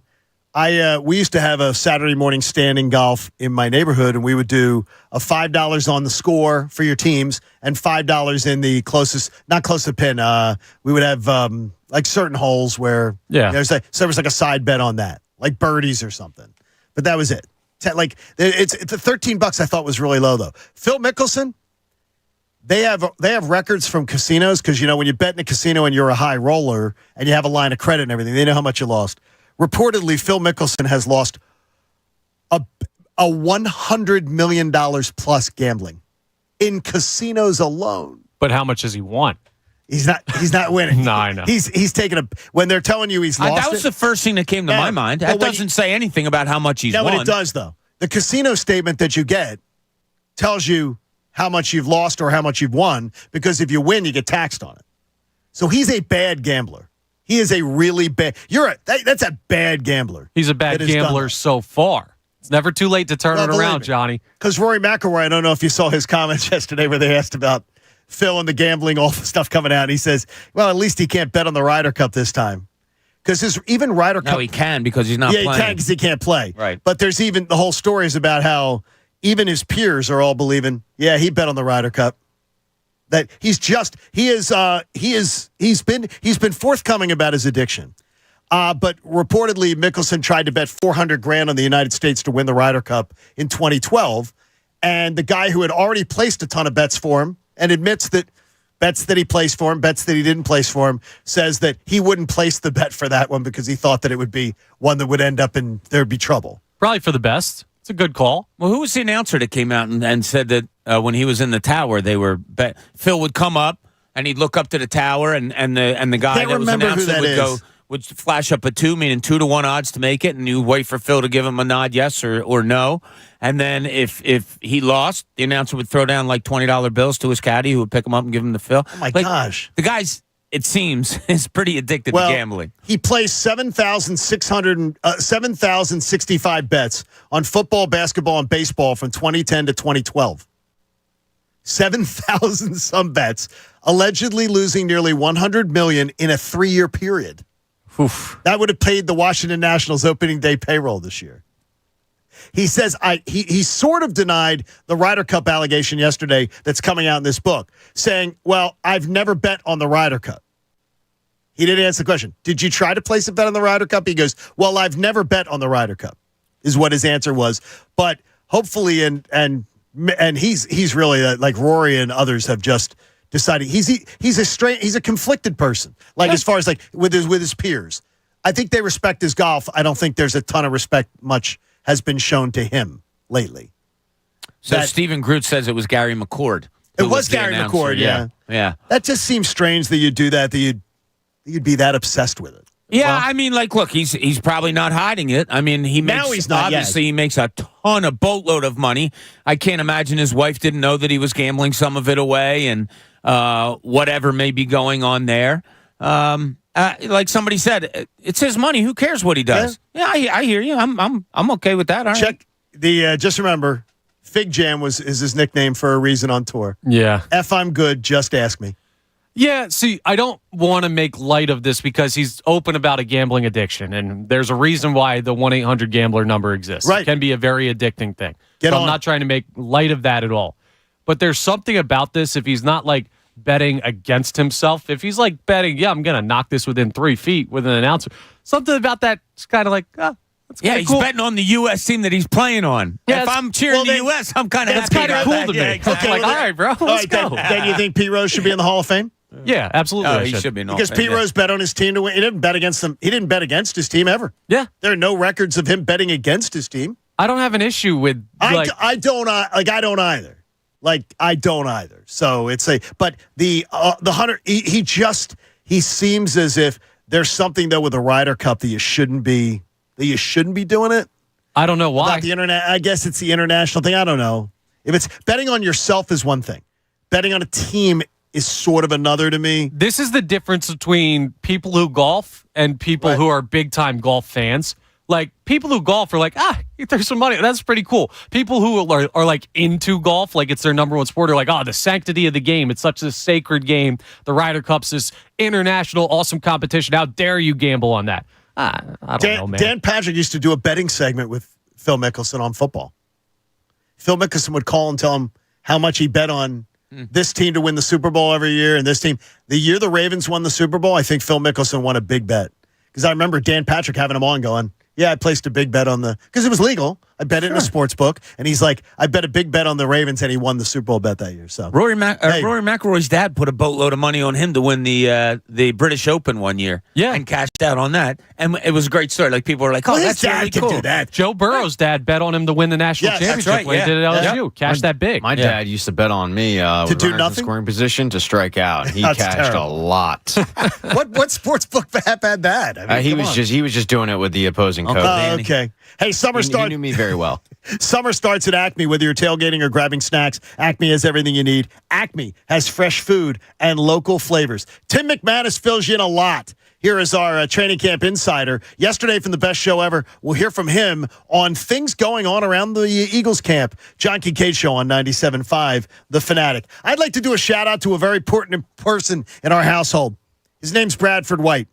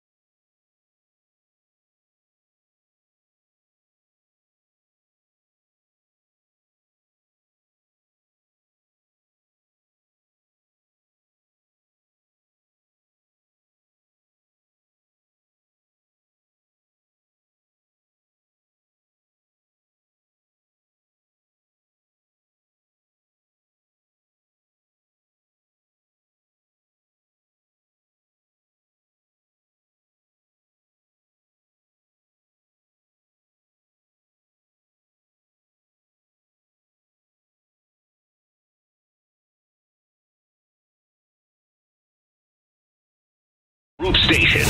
Official home of the Sixers, Flyers, Union, and the best Eagles talk in Philadelphia. 97.5 The Fanatic. Now, back to the John Kincade Show on 97.5 The Fanatic, Philadelphia.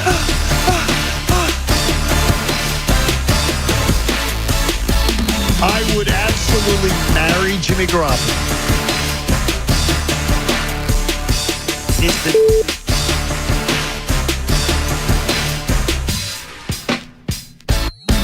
He's grabbing gifts instead of, working.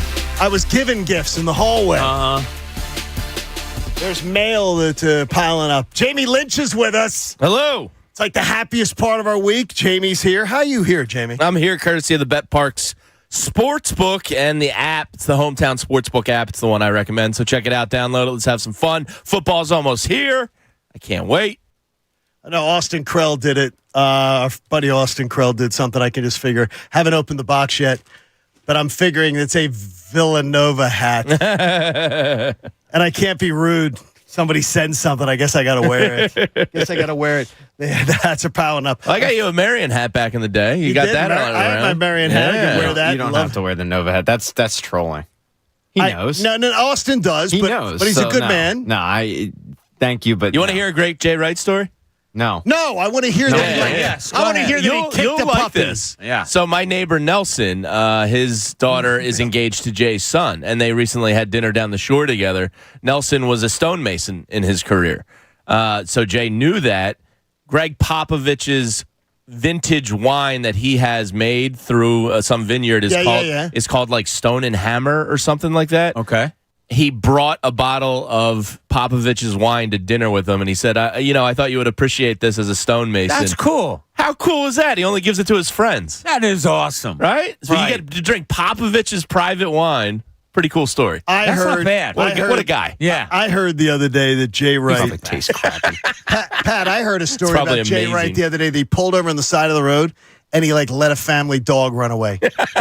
I haven't been able to substantiate the story yet, but we're gonna run with it when I get it. Big puppy kicker. I heard he went to a South Philly bar, had a $25 bill, and didn't tip. What? I'm hearing this. That's what I heard. See, Pat and I hear other stories on Jay Wright. You guys just don't hear. No tip. Yeah. Though I it's every time I hear a Jay Wright story, I'm like, would you tell me the crappy Jay Wright story, please, somebody? Because it's always they it's don't always exist. just it's just and even my family, and they love to do it because they're a lot of them are faux Villanova fans. They didn't even go to Villanova, Sure. and they just root for Villanova, and it pisses me off.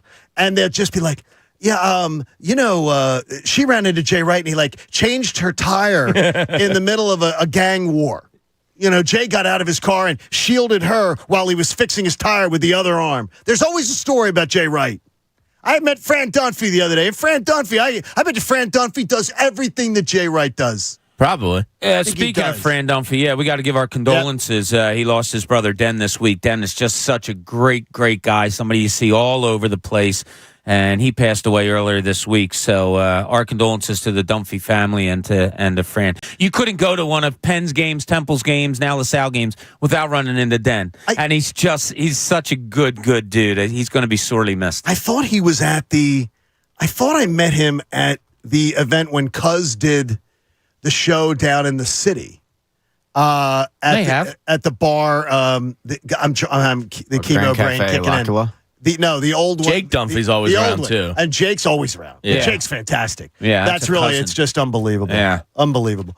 Great people. It's good to have Jamie with us today. Tim McManus shared some thoughts on the Philadelphia Eagles yesterday, as he does every afternoon on the best show ever. So if you're missing the training camp reports, sometimes you miss a lot.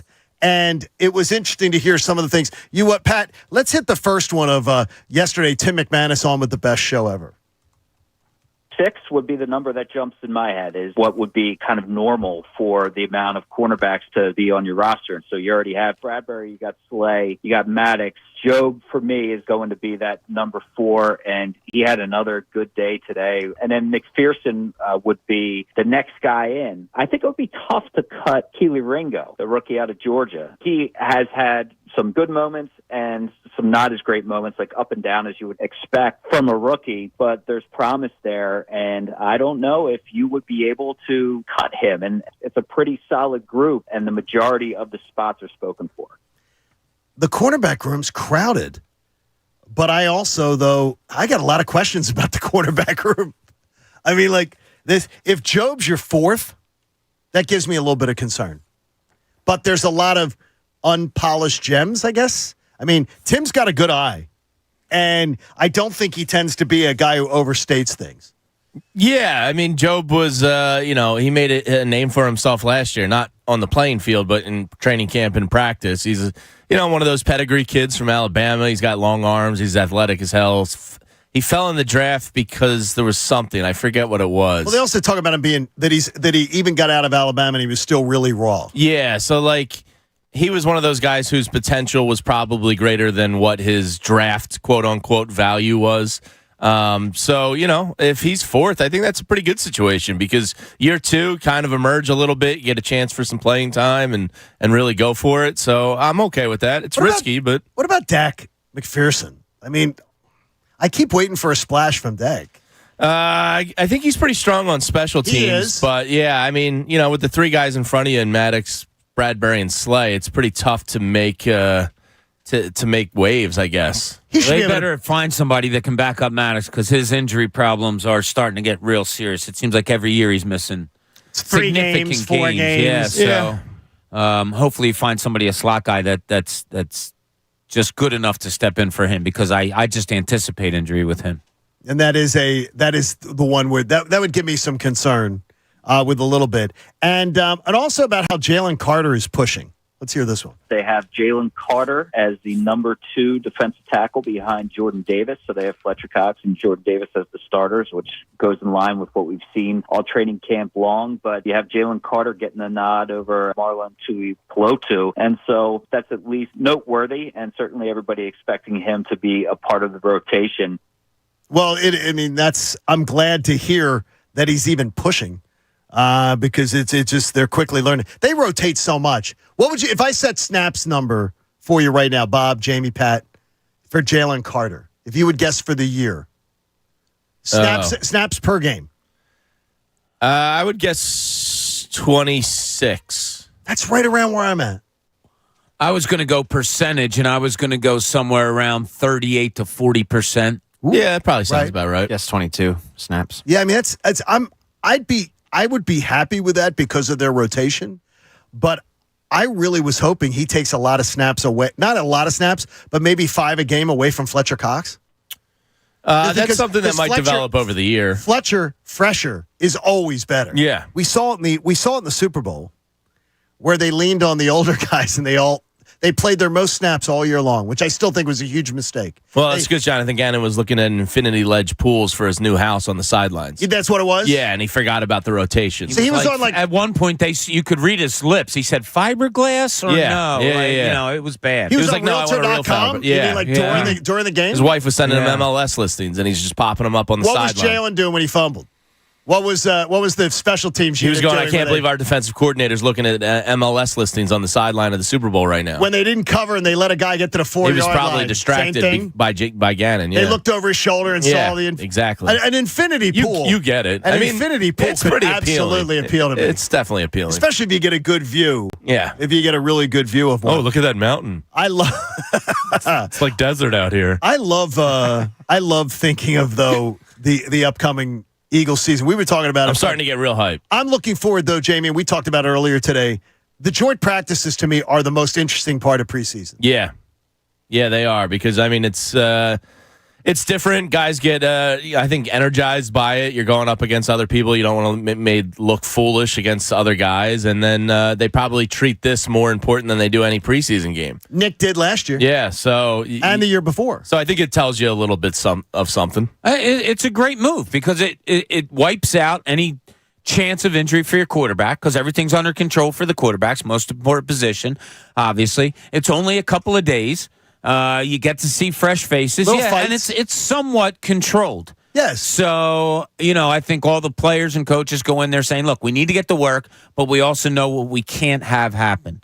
And, Yeah, it's a great test, and it's probably the best thing that they have going for them. Teams do in training camps anymore because nobody takes preseason seriously. Pat, I love the controlled scrimmage idea, too, of saying, I want to see my red zone unit against your first-team defense, and they agree on it. The coaches agree on it, then they play it out, and the two of them coming up with the plan together. I think to me, I'm going to learn much more about that than I am watching any preseason game. Agreed, and I think it's what Bob just said there. No, coaches just don't take it seriously anymore. There's a reason why they went from 4 to 3. And I think in recent years, there's been a shift from starting to play your starters a little bit to ramping it up to, they play like the first half to, this is dumb. We're gonna play the guys that actually need to battle for roster spots, and then the younger players, than necessarily risking losing our franchise quarterback in a meaningless game. But I think you're going to see in a joint practice, you're going to be able to see a lot more because the first team's going against the first team and vice versa, offense or defense. So I agree with you. The practices are going to be way more interesting, and the reports from those practices than the preseason situation. Take it with you all summer long on the beach, the boardwalk, the boat, or the lake, the Bet Parks app. You got to be 21 in Jersey, Pennsylvania, or Ohio. Gambling problem, call 1-800-GAMBLER. We've all talked about some preseason wagers, Jamie. Have you done any futures bet yet on the NFL? No, I haven't yet. When do you like to do them? Probably in these next 2 weeks or so. Nothing's really going to affect it. I just haven't sat down and actually done it yet. I've been in fantasy football geek mode. I haven't gotten there yet. Yeah, on vacation, I saw the big $15 ESPN guide when I was food shopping. I was like, why don't I take that? Exactly. So I've been more fantasy focused than gambling. Are we? I absolutely am for it, but I don't want to make any decisions against just all of a sudden just saying it. But I purchased it. I joined the fantasy football league here. Yeah, Statsman Arc runs it, and I did not think that my brain isn't exactly functioning extremely well right now. No, so you're on my level. It's okay. We can do it, John. So yesterday I said Bob and Pat and Connor would all be part of the team because Haley has her own franchise. So Jamie, are we bringing in your big brain to consult with our team? I had one last year. But are you in this again? Yeah. Oh, you already have a franchise. I think I already have a franchise. So we're against you then? Okay, well then screw you, Jamie. Bring it on. By the way, don't try to poach. Don't try to poach any of the brain trust around here either. Well, don't speak around me. Because Pat Egan, I'm telling you, Pat Egan, he is the ace in the hole. No, I'm the Dallas Cowboys, John. No, they draft well. I won my league 3 straight years, but it was like a decade ago. You won your league 3 years in a row? Yeah, it was. Okay, that's a long impressive. time ago. But people still talk about me, it. Yeah, like I'm good at this, and it's been a long time since I've been good at this. So I'm the Dallas Cowboys of my league. But you, the Cowboys do draft well. Well, they draft well, but they don't win championships. And I'm going to draft well, but ultimately, you're not going to be able to get it done in quite some time. Last time I won a championship, you could watch it on Laserdisc. The Phillies play 5 games in the next 7 versus the Twins and the Jays, and they get 2 days off. They're starting to sort of like distance themselves from the field. They're 4.5 up on the Cubs right now, who are on the outside looking in. I'm at the point where I don't think any of the other teams can get the top spot away from them in the wild card. Is that too bold, or is it really, or is it logical? I think it's logical. Isn't it a little? It's a little boastful today when the Giants are just a game and a half back. Yeah, but look at the talent levels of the rosters. I mean, it's natural to assume that the Phillies. What are they? They've hit 18 home runs in this homestand. Yeah. And it's like 6 more than anyone else in baseball over that time period or something. So their bats are finally starting to maybe turn a quarter. Hopefully it's consistently.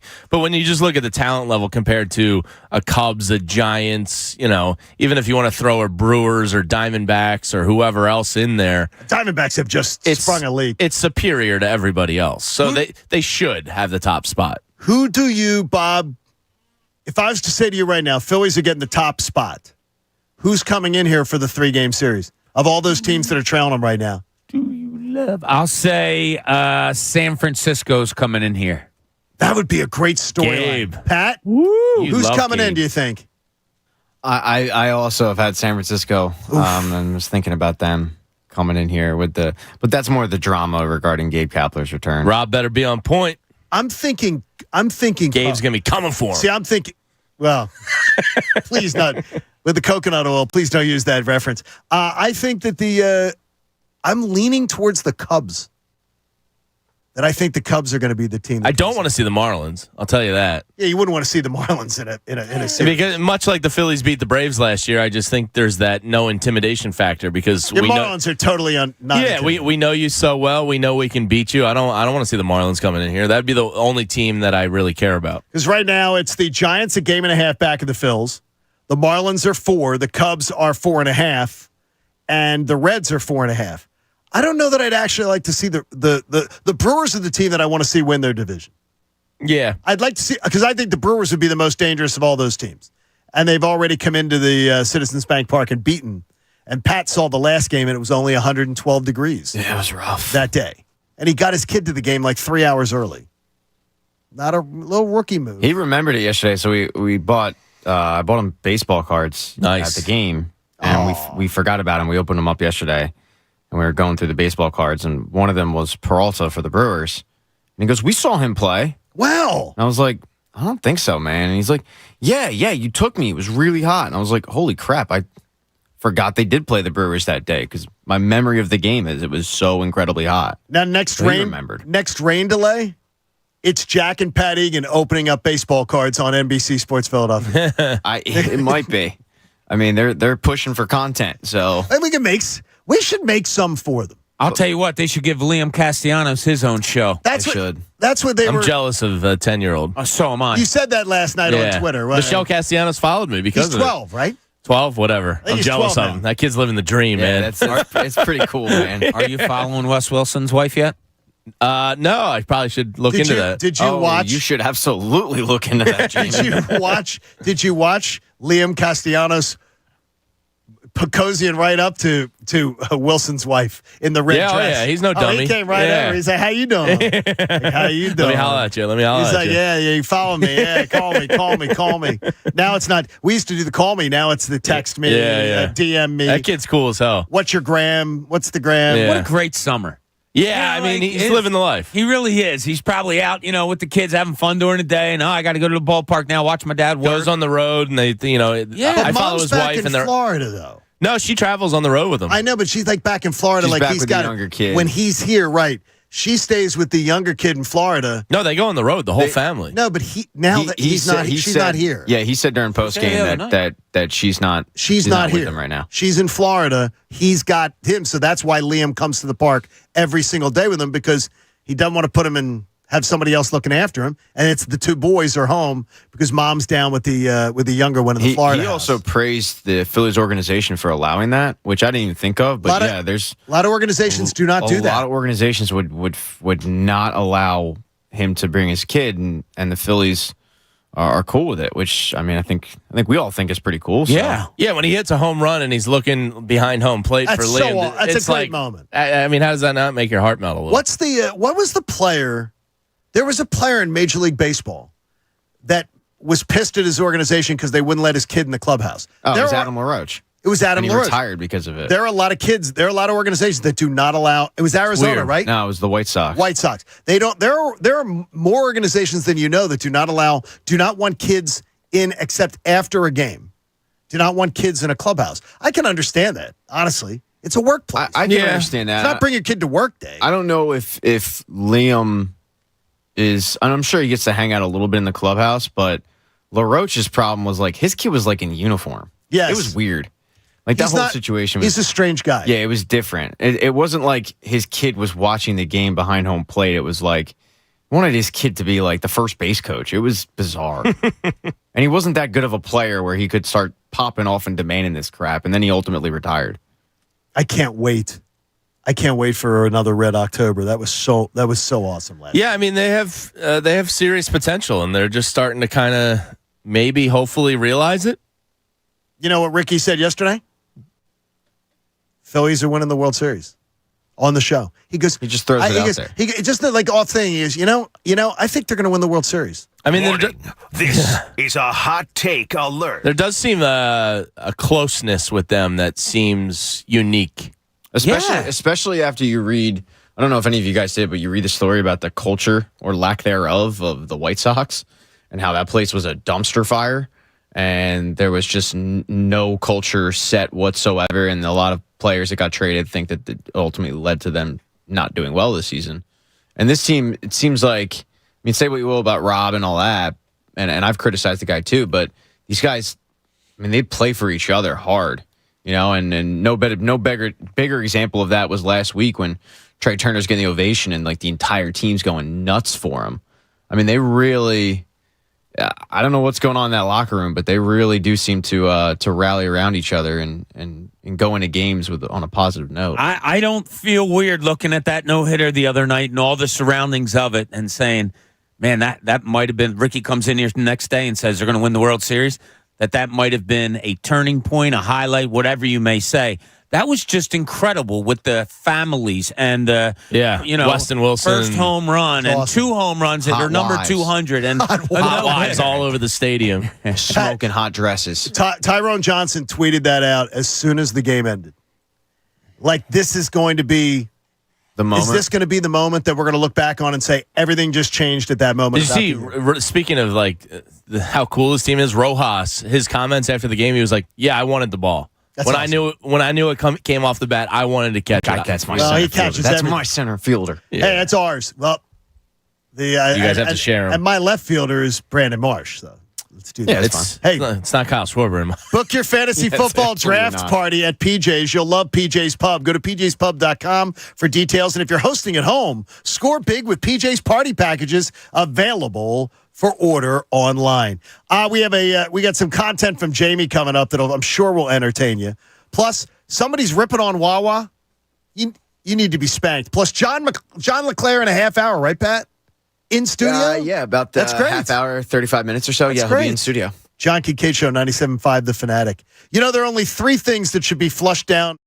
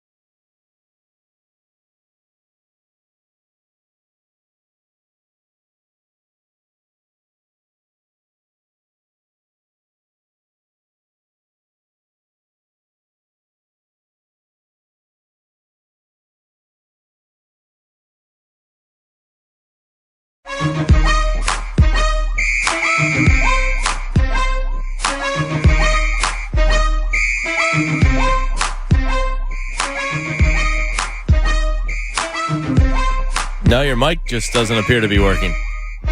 Did it break again? There it is. No, it's right. There we Pay go. the bill. It did work. It's it flickered the light though. That's a weird thing.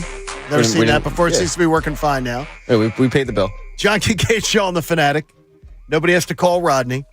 We got Jamie Lynch with us, which is always one of the best parts of our week. But why are you here, Jamie? Courtesy of the Bet Park Sportsbook and app, the hometown sportsbook app. It's the one I recommend and the one you should be getting ready for football season with. Will you and Pat be out tomorrow in Malvern? Yes, we will. At the Bet Parks. Yeah. And it feels so good. It does. It's been months. Yeah, we did the rare 8-day rental on vacation. So we had like the Friday to Saturday. The 8-day rental. We were talking about it. It was awesome because you get the full weekend. Yeah, and you do that drive, right? And then you don't have to leave until the following Saturday. It was nice. So I missed 2 Saturdays. So me and Pat. Congratulations on your success. Thank you. So Pat and I have been missing each other. The bartenders there were like, where's the other guy? I was like, oh, it's just me this week. And they're like, oh, all right, $2 for your Coke. Yeah, I mean, it feels like where it goes. So we'll be back tomorrow. Should be great. Look forward to 12 that. to 3, following this guy right here. Now, Connor Thomas is on Saturday mornings, but Connor Thomas is being a little cocky this morning because the Phillies in 97.5 seconds has become a staple for the night games. For those of you who missed it the night before, today he's going to do it without headsets. This is ballsy.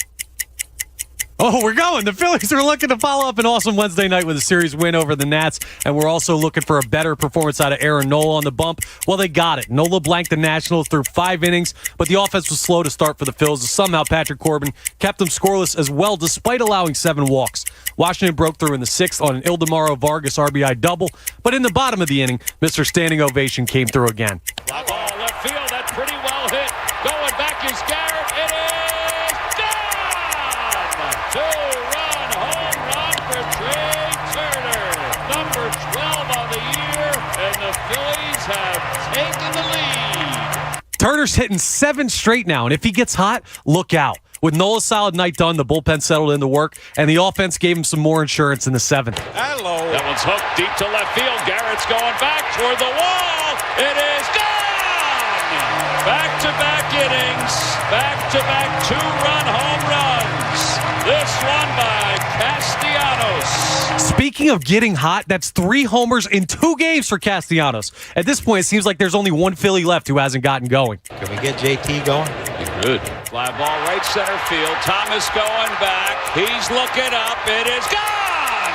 Opposite field home run. It's another 2-run shot. It's the 3rd of the night for the Phillies. That was much needed for JT and made it a 6-1 ball game. It was all the Phillies would need as the bullpen got the job done, and the Phils ended their homestand with 5 wins in 7 games. Attaboy. You hit the post. I mean, you really did. Not bad, boys. Great Not job, bad. Connor. Excellent work like there. 2 seconds late. I had one little problem from last night. What was your little problem? Throw at the Nats. I know you got the revenge with the home run. Somebody needs to get one in the ribs. You can't let that happen. I was thinking it was this team, we talk about how close they are. I thought it was coming. And when Bohm hit the top step, I thought somebody's going to just turn and say, yeah, let's go. Let's get And that you bring one in through. high tops, plunk them in the ribs. I think Bohm is the one most likely to be out first. I mean, he really. I think Real Muto would be there. He's I think fired up. Schwarber. Bohm, yeah, I mean, but Bohm has that youthful, just like he's ready to, like he'd be ready to throw. Yeah, because Castellanos did nothing wrong. Well, wait a minute. Who did the Phillies hit? The Phillies hit 4 guys in a game a couple weeks ago, or 3. I mean, it happens. Yeah, but that was a blatant first pitch after a home run. Yeah, I hate that. On the hands, like see, that's bullcrap. And your best hitter. Yeah, and you play him next weekend. And what happened last year with Harper? Like you just can't. You had to police that there. I in say my you go to opinion. Williamsport and you start plunking bad and show those kids how to fight. Yeah. Oh, yeah. Yeah. Wouldn't that be fun? Yeah. That'd be awesome. Could you imagine a Little League World Series fight? That is fights break out in the stands. Now, that's one I wouldn't mind being at.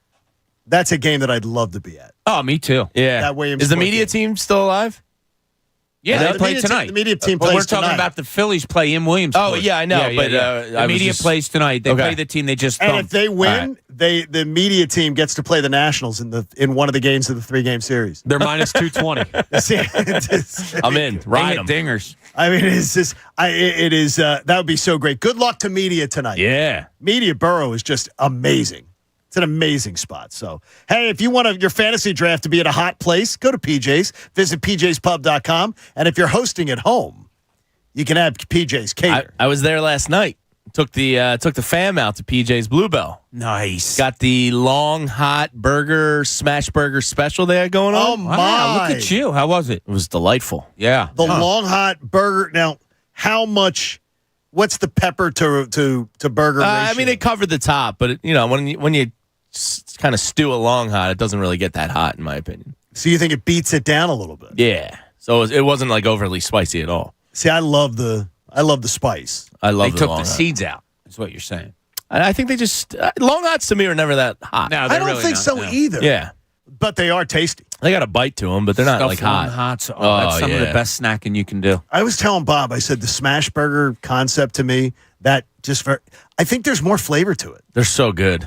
Like if they're done well, Yeah. they're done And you right. get like the crispy edges on the outside. Yeah, it's so good. That really does it. So Now it's a I'm little starving. What up? bit of a change.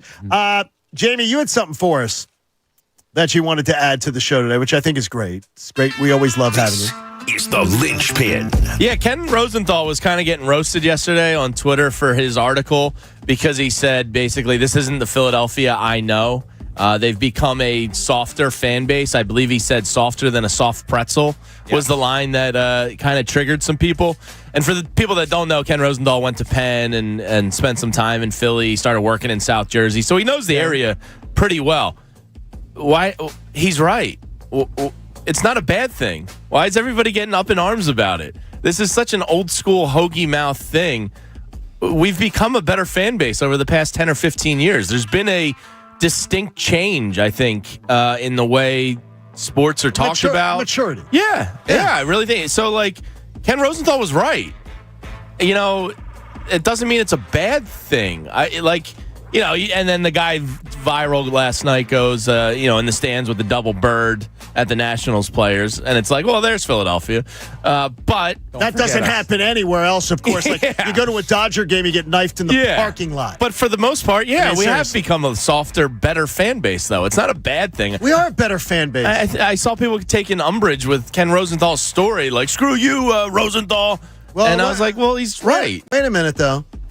Oh, well, no, I'm going to let you get everything out. I mean, that's basically it. I have a challenge for Ken Rosenthal. I'm going to call BS.com on one thing that he said in his story. What's that? He says that he went to a game in the 80s. Oh, the batteries and bottles. And people were throwing bottles and crap at his car as he's driving anything.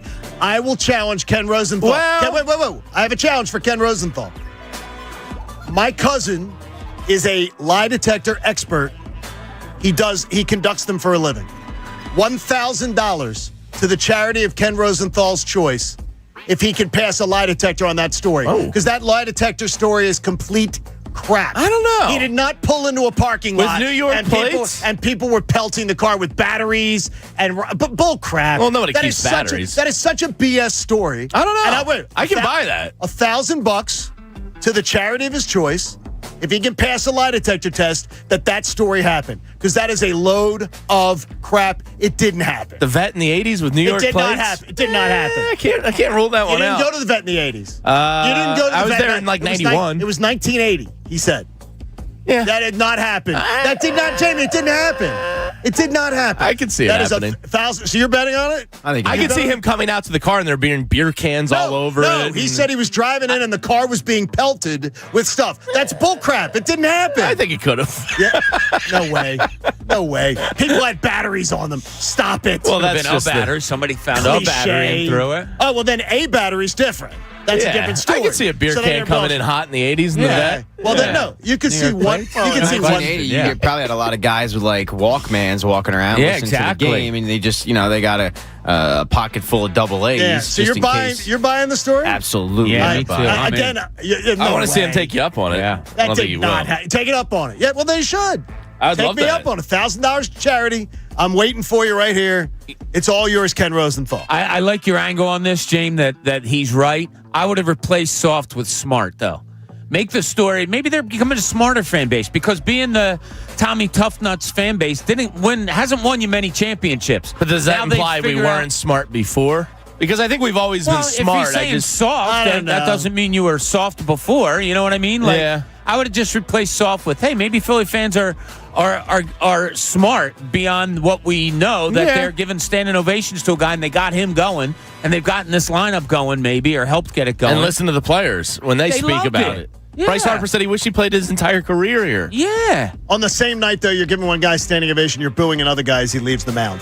The logic escapes me. It escapes It's fandom. That's what it is. There is no logic in Fanatic. They are polar opposites. It's fine. You can think whatever you want. I think it's dumb. I think you're trying to say, we need this guy to be good, so we're going to support him. I don't think fun we is need ever this guy dumb. to be good. That guy wasn't good today.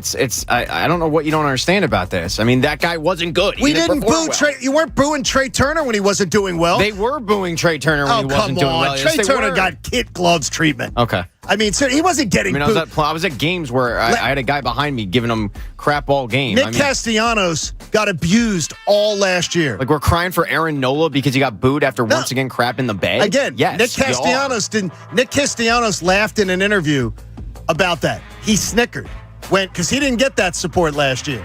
So for some reason, Trey Turner got it. He seems very bitter about it. Nick seems very, no, but very he bitter chuckled in an interview laughing about like going, yeah, he didn't really hear that last year.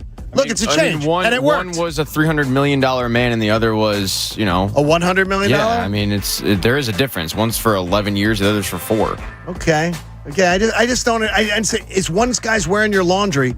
I'm cheering for him. I'm not going to boo. That's what you do. Okay, I guess I'm not going to boo my own players. Okay, that's what you do. Yes. And I don't think those people that were booing when Aaron Nola got announced to go out and start the game, they were booing him. But after he craps the bed again, they booed. Okay. Boom, boom, boom. Booing your own players. I think that's where we're not a smart fan base, Jay.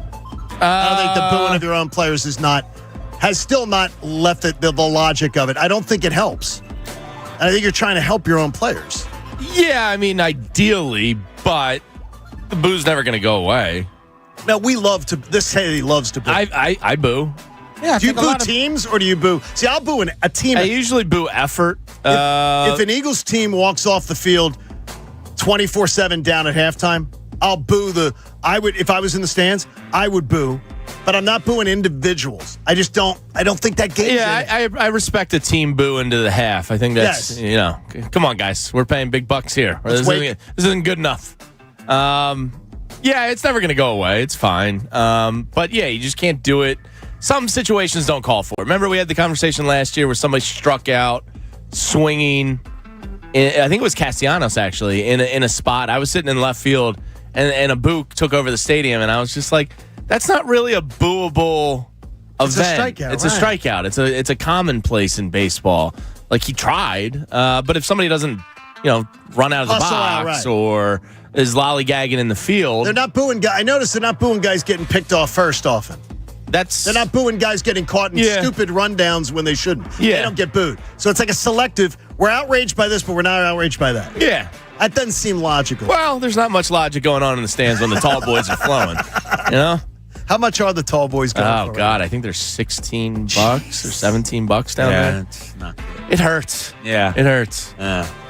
We got a Springsteen concert next week at the ballpark. And oh, nice. My kids are old enough to have beers now. I hope they don't think Daddy's paying for beers. I was going to say, old enough to have beers means old enough to pay for beers. Exactly. Do think that you pay for them, and you absolutely will pay for them. You will. Because, it'll work out well. Because Kyle will have a couple beers, but he'll play on his own. Bobby probably won't. He's not really a drinker, so he won't have beers. Oh, so I think I'll be okay. Going, huh? I'll just be paying for it. We're taking all the kids and all their significant others. Wow. You're paying for beer, bud. You bought the tickets I'll fill and you the cooler for the tailgate. Put it that way. You'll probably buy the first, right? I probably will. Yeah. You bought the tickets. Yeah, as soon as Glory Days hits. I said you're going to be in your happy place. Everybody gets a beer. Kyle, another beer for you, Kyle. Who needs a beer? Donna, get the section around. Hey, one simple. Sex? What? What? Get One the section around. Oh, I thought you said get the sex all around or something. It's like, what are you You say talking that about, later. dude? Yeah. Wow. It's a family program. Hey, one simple act is so much good. Thank you to the 170 million people who signed up as organ, eye, and tissue donors from organdonors.gov. A message from the U.S. Department of Health and Human Services. By the way, I was telling yesterday, Bob, the story of a teenager going up to get his driver's license, and the kid goes up and he's asked by and the parents are like, you got to go do this yourself. This is like the first step to you go up, fill out your paperwork and everything. And the lady asks him, do you want to be an organ donor? And he goes, not now. Not now. Like now? He thought somebody was asking him now. I'm like, that's just, you got to be kidding me. One of the funniest ever, and John, you'll know this. I don't know if you guys will. Television bits ever was in the show Taxi, and it's made the round on YouTube, where he's taking his test and he's trying to cheat. The first question is, what does a yellow light mean? And so he looks over, he's like, psst, psst, and they look over, and he's taking a test, so they're trying. He goes, what does a yellow light mean? And Tony Danza is like, slow down. And he turns and goes, what? Does? And they keep saying slow down. He's like, whoa! Dude, it is, if you haven't seen it, you got to look it up. It's the funniest bit I've ever seen on TV. All right, anytime someone rips Wawa, I mean, we're going to have their back. I mean, we are all Wawas. Damn right. Pat, you are Wawa minimum. If I set the over-under at 5.5 in a week, you are over, right? Oh, I'm every day. Jamie, you're over 5.5 a week, right? Visits? You're close. Close. Under, but close. An Inquirer columnist yesterday was ripping the new concept Wawa that they had to open up because of all the crime in the Wawa stores. Yeah, I don't buy that. I just think it's the future of shopping. No, they were getting, these stores had to be, no, because they were getting ransacked. Yeah. They got robbed over and over again. I think that's overblown. What do you mean it's overblown? They have the numbers. I don't think that's the reason. I think everything's just going the way of the digital world, and it's the Amazon grocery stores. But where they picked the stores that were getting ransacked. Yeah, I think that's just a way to cut costs. Not to get ransacked? I think that's overblown. There's other Wawas. You and Stephanie Farr should hang out. She writes, she hates this new concept. She says, I don't like the new concept. I can't stand it. It feels like it's clinical. Going into the Wawa and going to a touch screen for everything. So, Pat, you use the screens, right? You do your sandwich for your screen every time. I think that's I love the screen, but I don't want to, they're saying now you have to pick they were saying somebody ordered a Dr. Pepper and chips, and they're giving out the order. She says that doesn't. So when the pandemic started, I hated the idea of ordering coffees ahead and pick up in the store, because that's what a lot of the Starbucks were and stuff. And then I got used to it, and then I got used to not waiting in line and just having things ready for me when I walked in, and it's awesome. So I think this is just the wave of the future for a lot of grocery shopping, Wawa convenience store shopping. I think this is the wave of the future. Well, they had to close 6 Wawas due to the crime and the violence. Yeah, that's what they say. And they're now it happened. Think about how much money they're going to save. That's what they say. Think about how much money they're going to save. Yeah, I understand, but it happened. This happened. The stores, they literally got ransacked. That's why they ransacked is, I think, a bit dramatic. A bit dramatic? Did you see the videos of them? Yeah. What do you mean ransacked? They got a couple bags of chips stolen a couple times. You're really underestimating what happened at the Wawas. Have you ever been in the Sea Isle Wawa at 2:30 in the morning? The same stuff happens. The same stuff happens at the Sea Isle Wawa. Yeah, I think they're not doing this they're not doing this in Montgomery County. They're not doing this in Delaware County. So you think they're doing this in time? Yeah. You think it's all going to be like that Amazon? Yeah. I think this is just like the cusp of e-commerce is going to be in our daily lives in the very near future. Do you hate it? I don't like change normally, but I come around to things if it works out. I like mobile ordering my Starbucks now. What about you, Bob? Do you like I would miss the interaction at Wawa. I would want to be able to interact with my own product. Pick a bag of chips. The food is wait. You need to interact with your own product? No, look and see what it is? I want to go and pick, sometimes you pick up, I want to see something. Okay. Going to a screen, I'm going to miss something. I may try something, like the Wawa, like the Hers chips. I'm a Hers chips man. Mm-hmm. And you'll see, like a John's chicken, roast pork or the Corpolese and I'll or whatever. go, okay, but if I'm looking at a screen, I'm probably just going to pick something that I've always picked. Probably. So I think they're going to miss out if they did do that. Pat, you go to Wawa all the time. Ricky goes to Wawa all the time. Yeah. Are you against this or for this? I don't really care. It doesn't matter. Doesn't matter to me. You order on the app though all the time? No. I don't order on the app. I order on the screen, like on the touch screen. I don't know if I've ever ordered on the app actually. It doesn't matter though. I mean, sometimes I order stuff on apps, and other times I just walk in. Usually I just walk in. I see what they have, and I know people that use Chick-fil-A and they order ahead on the app. I use the app to order ahead. So you're already doing it probably more than you realize. You know what I mean? Chick-fil-A every time on the app. I think ordering on the app's awesome. McDonald's on the app. I know people, you get better deals on the app. Man, I did the old man thing at McDonald's. Sorry, Pat. When I went in, one time my kids wanted something, and I didn't know you had to go over to the screen at the time and order up that way. I was all messed up. I think I turned around and walked out. I mean, they're just giving you a free medium fry if you spend $2. It's like, why That's a no-brainer. why wouldn't I order on the app? Hey, Dante, what do you got to say on this? Yo, James, I think you're kind of looking at it in the wrong direction, brother. I used to work for Wawa, so the whole thing I'm not going to say you're neglecting it, but John has a legit case as to where these stores are getting ransacked, dude. Like, I used to work there, and I used to work the overnight shift at the store in Ellen Erie down in North Philly. Like, I caught a dude stealing one time, and he got I'm not saying it has no part of it.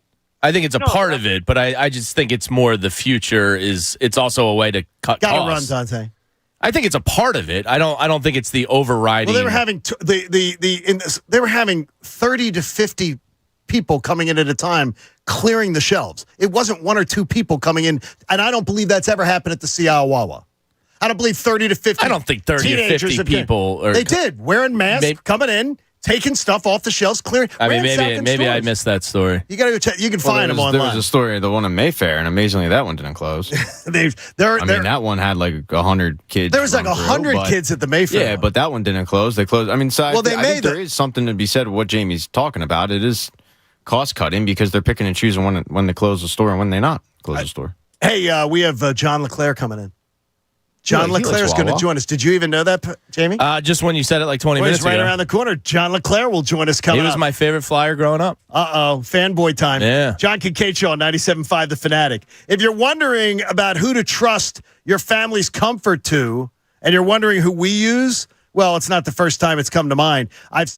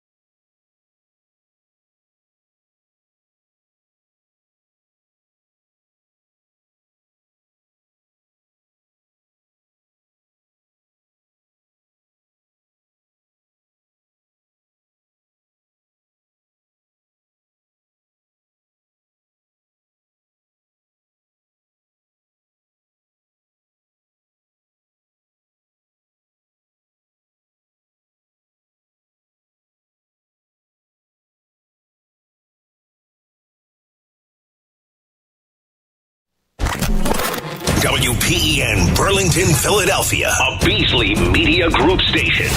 Official home of the Sixers, Flyers, Union, and the best Eagles talk in Philadelphia. 97.5 The Fanatic. Now, back to the John Kincade Show on 97.5 The Fanatic, Philadelphia. John Kincade Show on 97.5 The Fanatic on this Friday morning. Jamie is with us, as you just heard, because of the Bet Park Sportsbook app. With the odds, the bets, the slots, all in the palm of your hand. If you bet that John LeClair was going to be in studio this morning with us, you really can cash in. Yeah, he's right here. here. With us. He's right here. He's across from me. A 17-year vet that, we got to put your mic on. A 17-year veteran that somehow manages to walk upright, and you seem like you get around really well, John. 17 years in the NHL. That's pretty amazing. You seem to not too bad damage. I guess that's a compliment. What hurts? I mean, seriously, what hurts you getting out of bed in the morning? I didn't play that hard. I'm saying you're people were bouncing off of you. What hurts you the most getting out of bed in the morning? Just getting out of bed some days, but I think that's anybody that gets older that happens to. I mean, that's the way I look at it. Everybody's got aches and pains as they get older. I feel pretty fortunate. For the most part, I got some bumps and bruises, but it's nothing that, it's stopping me from doing anything, which is nice. John, you know this fan base and the way the organization has been going, that they're always going to have like kind of a blind eye to bringing back the old players, to get in on the organization. So for those that don't know, like you got hired by the organization. For those that don't know what you've been doing and how this all came about, can you just give them a little synopsis on that? Sure. When I got out of hockey, I took some time off, spent some time with my kids, just coaching my little guys a little bit and just spending time with them. And then I got involved in the agent side of hockey for a little bit, for about 10 years. And then once the pandemic, I kind of got out of that. And then the last 3 years, I've just been kind of just looking to get back involved in something. And this opportunity came along. And for me, it's a dream opportunity to be able to come back and be a part of the organization. And to be able to come back at this time when, we're starting a little bit from the ground up, trying to rebuild, getting back to the pride of what we used to be.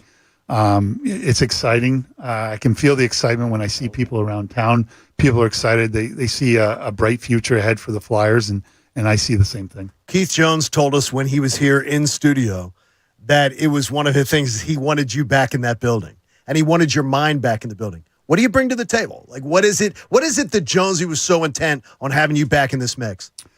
Well, I think one thing for sure is, I've been a Flyer for 10 years. I take a lot of pride in being a Flyer, and I think hopefully I can relate some of that to the players here. I think, the pride and just the Flyer tradition that the standard that we want to set there. That's something that we want to get that atmosphere and that culture back in the building. John, you're going to be working a lot with the youth and the player development as guys come up through the system, and some are over in Russia right now, some are in college. Yeah. What is, I guess, your main message to these kids? Is it setting the example of this is how it's done? Is it more tactical on the ice? Like, what's your role hands-on with these kids? I think it's going to be a little bit of both. Obviously, from the off-ice stuff as far as what you got to do mentally, prepare yourself when you're ready, those kind of things, helping a kid through a hard time. I played it in a lot of different situations. I didn't just drop in and become a 50-goal scorer. There was a lot of struggles along the way. I played college hockey. There's a lot of college hockey players that we're drafting now. I know the junior league obviously real well. So it's one of those things. I think I have some experience that I've been through it that I'm able to give some advice when it comes to that. The tactical stuff, those are things that you can point out and they can watch on video and then go over and they can look and those things click right away. So, it's going to be a little bit of both, but I do think, a lot of it too with the experience that I've been through and helping kids get over some humps that they're dealing with will be a big factor. John, Pat in the other room there was very disappointed that he's not going to be able to be at the 3-ice 3-on-3 pro hockey. It's the Patrick Cup Championships tomorrow. Pat, you're a little bit upset about this. Yeah, I have to work. John LeClair's going to be there. I tried to quit, but they wouldn't allow me. So I'm sending my kid. My kid's going to be there. But yeah, it's basically like the big three, kind of the basketball league, but for hockey. So it's the best part of, I think, hockey, which is 3-on-3 overtime. You're one of the coaches, John. There's another guy named Ray Bork who's we've heard of him. Yeah, it's named after Craig Patrick, who's also one of the coaches from the Miracle on Ice team. Have you formed your team like a rivalry with any of these teams? Well, this is our second year. So, last year we had a decent team. We made it to the Final Four. Unfortunately, I will be there, but my team will not be there. Oh, no. No. And I'm disappointed. We just didn't pull up enough points. Just needed a 1-win weekend, and we just couldn't pull it off. So the 4 teams that are going to be there this weekend is Larry Murphy, Ray Bork, Craig Patrick, and E.J. Johnson. Those are the 4 teams that are participating.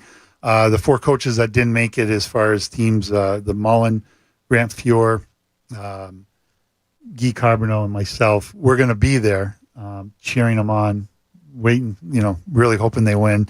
But we're just going to be there. But those 4 teams are going to compete for the Patty Cup, and it's going to be great entertainment. I think if you come down and see it, it's 3 ice. It's the 3-on-3 that everybody watches in overtime that people love. But we've added a bunch of different rules to keep the pace going. So it's not as slow as the NHL 3-on-ice. We've added some things in there to keep the pace up and to keep the goal scoring up. In your prime, John, how would you have fared on the 3-on-3 game? How do you think? Well, no, I don't think this answer is as easy as you think. Yeah, I don't think John's game was. I mean, skill and speed wasn't really the first thing that came to mind. When but snipers, though. Snipers help, but this is a very skilled speed league. We have some guys that can do things with the puck. I mean, all that stuff you guys see on YouTube, the trick pucks and goals and stuff, they're doing that at full speed in the game on 3-on-3. So it's entertaining. Come down and see it tomorrow at 1. You're going to love it. It's a lot of fun. So we didn't really get the answer. How do you think you'd do? Don't dodge his answers, John. I'm wondering if he's going to call on me first of all. I'm going through some of the coaches I went through. Like Hitch, there's no way Hitch is putting me on the ice. No, he's not. Terry Murray would put me on the ice. Yes, he would. You made 8 consecutive All-Star games, for God's sakes. Yeah. Well, what about shootout? Where would you have wanted in the shootout? Where would you have wanted to be in the order? I think I would have been a great guy if we went into extra. I don't think I would have been one of the top 3. I mean, my breakaway, I wasn't bad on a breakaway, but my one move is I'm shooting the puck. I'm not deking a whole lot. So, I think they could have figured me out pretty quick, but I would have loved it. I really would have. I would have liked playing in the 3-on-3 in the overtime. I think it would have been a lot of fun. I mean, you scored I believe it was a 4-year period. I think you scored like 200 goals as a Flyer. That's ridiculous. We had some good teams. I had a lot of help. You did, but I mean, we had some good teams. I think you sell yourself short. I mean, that is one thing I was on the team that was part of my job was to score goals, and it's something I enjoyed. I loved it. It's a great part of the game, obviously, but like I said, we had some pretty good players there. Playing with Michael and Eric was a huge help, and just the rest of the team too. That's the kind of thing and that's the kind of feeling we want to get back. Those were the years when being a Flyer, we knew each year coming to camp is that our goal is we're going to win the Stanley Cup, and that's all you thought about. And right now, we got some work to do, but we're going to get there, and that's going to be everybody's in anticipation come preseason that the Cup's in reach. So on that, John, you being the goal scorer that you were, now you being player development scout, seeing players come up, do you have a better eye for guys that can be scorers, do you think, going up? It's kind of like, that's your forte. Do you look at guys and maybe can pick that out better than maybe other people? It's hard to say if I can pick it out better than other people. I mean, there's a lot of people with great eyes out there, but it's one thing I do look in. I mean, there's a difference in shooting the puck and shooting the score, and a lot of these kids just shoot the puck. They don't shoot the score. And then you do notice kids when they play. Some kids they have a knack to score. The puck just goes in. Another kid shoots it in the same spot. The goalie saves it. For some reason, they have that knack, that knowledge how to where to put the puck. There's guys like that. I think Owen Tippett's got a little bit of that too. I think there's guys on this roster too that can score, and I think you're going to see more of that too. So people can still come to this event tomorrow too. They can still get tickets. Yes, plenty seats available. There's seats available. 1:00, and if you can't make it down there, we're on CBS, and nationally televised on CBS at 1 o'clock. So See, that's wild. Yeah. Yeah, I mean, like I said, the league's it's getting some traction. It's a lot of fun. I encourage everybody to come down. First of all, hockey's incredibly better live than it is on TV. It's one of those sports that's great live. But if you can't make it, it's on national TV on CBS. And in our second year, the ratings have been really well. People enjoy watching it. Can you tell us what a logical timeline is for a Flyer fan, you believe, to do this rebuild right? I mean, because it's going to take time. And we've talked about it. And Keith Jones has sat here, and Danny Breyer sat here with us and told us it's going to take time. People got to be patient. Like, what's fair? It be is. Patient 2 or 3 years until you're competitive for the playoffs? I'd like to think that we'll be competitive in 3 years. Good. I would like to think that, and I would hope to think that. And that's something that's very doable.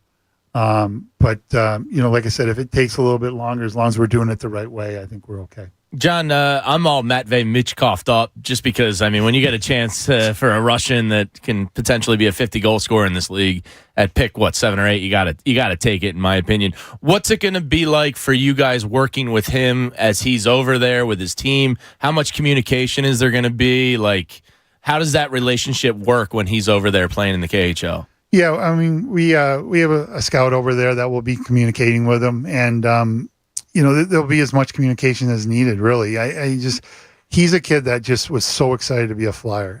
You could tell he was very happy that he fell in our lap. And he's incredibly talented. That could be a huge steal for us. He's somebody that's very exciting, very talented, and he's a difference maker. And those are the kind of players that we want to bring. Like, in. Is there particular things about the NHL game that you guys want him? Like, you know what I mean? Like, is there something that you want him to focus on to prepare for coming over? Is there that type of relationship and working relationship during these next 2-3 years? Not so much that. It's just, he's 18. We want him to keep growing, just keep getting better as long as he's keep progressing. And he's playing in a professional league over there, too. It's not like he's playing, so much like college or junior hockey. He's playing in a professional league against professional and men. So, a lot of it, his development will be, I think, a lot quicker than a lot of other people.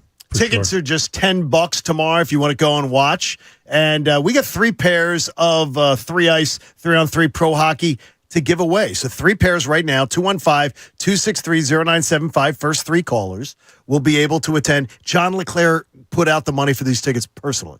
I did. See, they went right in. So they're good seats. They're really good. So you get a chance to say, okay, you're trying to watch a game. You're trying to get a good view of the game. Where is your favorite place if you were to sit in the stands to get a good feel for a game? To me, I like sitting in the corner of the rink. It doesn't matter which end, but I like sitting in the corner. That way you can see the full length of the ice. You can see the plays develop. You can see who's coming back. You can see everything. I don't like sitting in the middle of the rink. I'd rather be on the end, preferably in the corner. So when you're watching the game, are you following the puck or are you watching off puck? Where do your eyes kind of go? Try to catch everything. You want to, I mean, a lot of players are develop away from the puck, and you want to see how players react and what they do away from the puck. I mean, that's a big thing. Obviously, everybody's attention's on the guy with the puck. So, that's a big thing. And if you can get everybody's in your view, it kind of helps a lot. Really John, does. if you're building a hockey team, and forget the goalie, let's go elsewhere. You're building a hockey team, and they say, first pick of who you're building. I'm not talking specific player, but kind of player. What kind of player are you taking first? It's like style or position. Like I say, you're building a team, and you get to have this type of player. How would you describe it as your first player? To me, being an offensive guy, I'd want a number 1 center, a big centerman that can control the game. Would be my first where I'd want to start with. Kind of like the guy you played with. He would. He was pretty good. He would fit the mold. I mean, he would be the guy. Yeah. What? Pat, you got one for me? Yeah. What former player retired did you want to play with that you never got a chance to, and what old school legend did you just miss that you would have loved to possibly play against? To play against, unfortunately, I'm older. I mean, I played against a lot of the guys I watched growing up, which is scary. That just speaks to your longevity. Yeah, it speaks to I guess it long, does. long career. Yeah. I was fortunate. I got to play against Lemieux, Gretzky, Messier. I mean, playing against all these guys. So, they were they were popular. And then, you go back to like Orr and Clarkey and those guys. I mean, to me, it would have been a kick to play against Clarkey, obviously, knowing him now and everything like that. And then, I grew up not watching the Flyers, but you all knew about the Broad Street Bullies and when they won their cup and the iconic Clarkey photo with the no teeth and stuff. So, would have been nice to run Clarkey. It would have been fun. One of the coaches you talked about is Grant Fuhr. Oh my gosh! Yeah, I'm sure he was pretty tough to score against back in the day. Who was the toughest goalie that just you, for whatever reason, couldn't figure out? For me, a goalie that was tough was Hasek. I mean, he was a guy that just you never knew what he was doing. He was unorthodox, really good. He was unorthodox, but he was good. It worked. I mean, he was tough. He was really tough. Marty Brodeur, you had some. Brodeur was constantly. He's got couple rings on his finger that I think I should have. But, hey, it's great. John LeClair will be there tomorrow. The 3-ice, 3-on-3 pro hockey. That'll be great. And glad to see this taken off because it is exciting to see it. If there was one franchise that you would say I'd sort of like to see the franchise currently that you'd sort of see the Flyers rebuild, remodel, sort of look like in 4 or 5 years, what franchise would it be? Well, I think Vegas. I love hearing that. I love hearing that. Vegas, they got a solid team all around. They're deep, and they did it fairly quick. Which is great. John LeClair, tomorrow you can go on out and enjoy 3-ice, 3-on-3 pro hockey. We know you got a busy schedule today. We thank you, John, for coming on by this morning. Appreciate it. Always good. Pleasure being with you guys. That's great. Thanks, Sean. John LeClair joining us, and now part of that organization. So now he's got the responsibility on his back amongst him. And no pressure. No pressure at all. When they started changing the guard with the Flyers, and they brought on John LeClair, that's what I said. He's got to carry this load because you did say I just don't think that Keith Jones and Danny Briere are going to be able to get it done. Exactly. Yeah, I think they're sneaking out there on the 3-on-3 game tomorrow. Yeah, it could be. Danny, and Keith are going to sneak out there, yeah. What's Jonesy bringing in the 3-on-3? Jonesy's not getting out there in the 3-on-3. There's no way. The muscle. Just a little yeah, but in the 3-on-3, you really don't need that, right? Somebody's got to park out in front. All right, your all-time Flyers 3-on-3 team that you'd put all-time. You could put anybody out there. Giroux, yeah. Giroux's there. Mark Howe. Jeff Carter, probably. See, I want somebody like Mark Howe, like you just said. I want somebody lugging the puck up. Brindy. I don't know. He's more of a 5-on-5 guy to me. I need one gunner. Carter. Well, yeah, Carter's it. John LeClair sitting right across from you, dope. I mean, seriously. He said he wouldn't himself out there. So we're safe. Yeah, but he's being kind and generous and not bragging on himself. He's going to take you out. Gagne. He says Simone Gagne. That's a good one. How about Paul Coffey? Paul Coffey's a good one, yeah. That's offensive defenseman. Well, Edmonton already took him. Well, Adam Oates. Adam Oates. Had an illustrious Flyers career. Now we're getting Eklund. Pelle Eklund. Yeah. Dimitri Yaskevich. Ilka Sinisalo. I mean, now we're getting into Somebody's got to score. That is great. Good job. Thanks, John. Thanks, Appreciate John. you. 9 a.m. hour brought to you by the Bagster. It's a dumpster in a bag. It's an amazing item. Get yours today at Home Depot and Lowe's. And for details, go to Bagster.com. Jamie hates something that's pretentious. I can't believe it. And we sent a sleeper agent in to the dinner en Blanc. Can you get more pretentious than that? We'll find out about it coming up. John Kincade Show here on 97.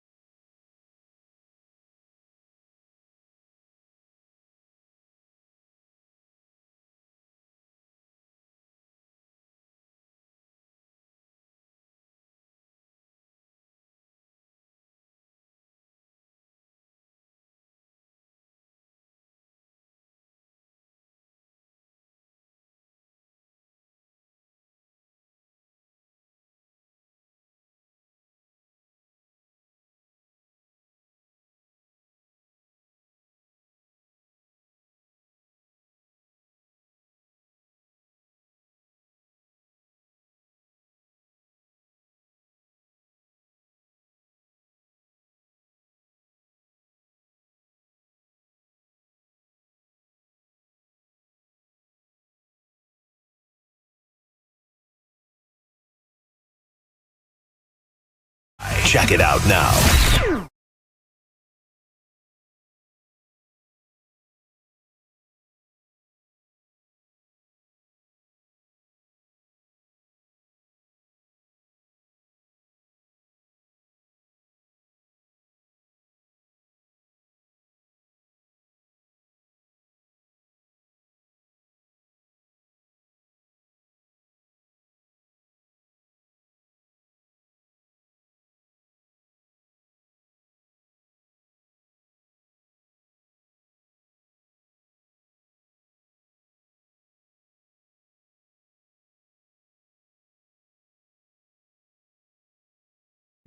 .com. Now, back to the John Kincade Show on 97.5 The Fanatic, Philadelphia. You know, at Staples, school savings are always in session, from art supplies and essentials to the latest tech, in stock and priced low.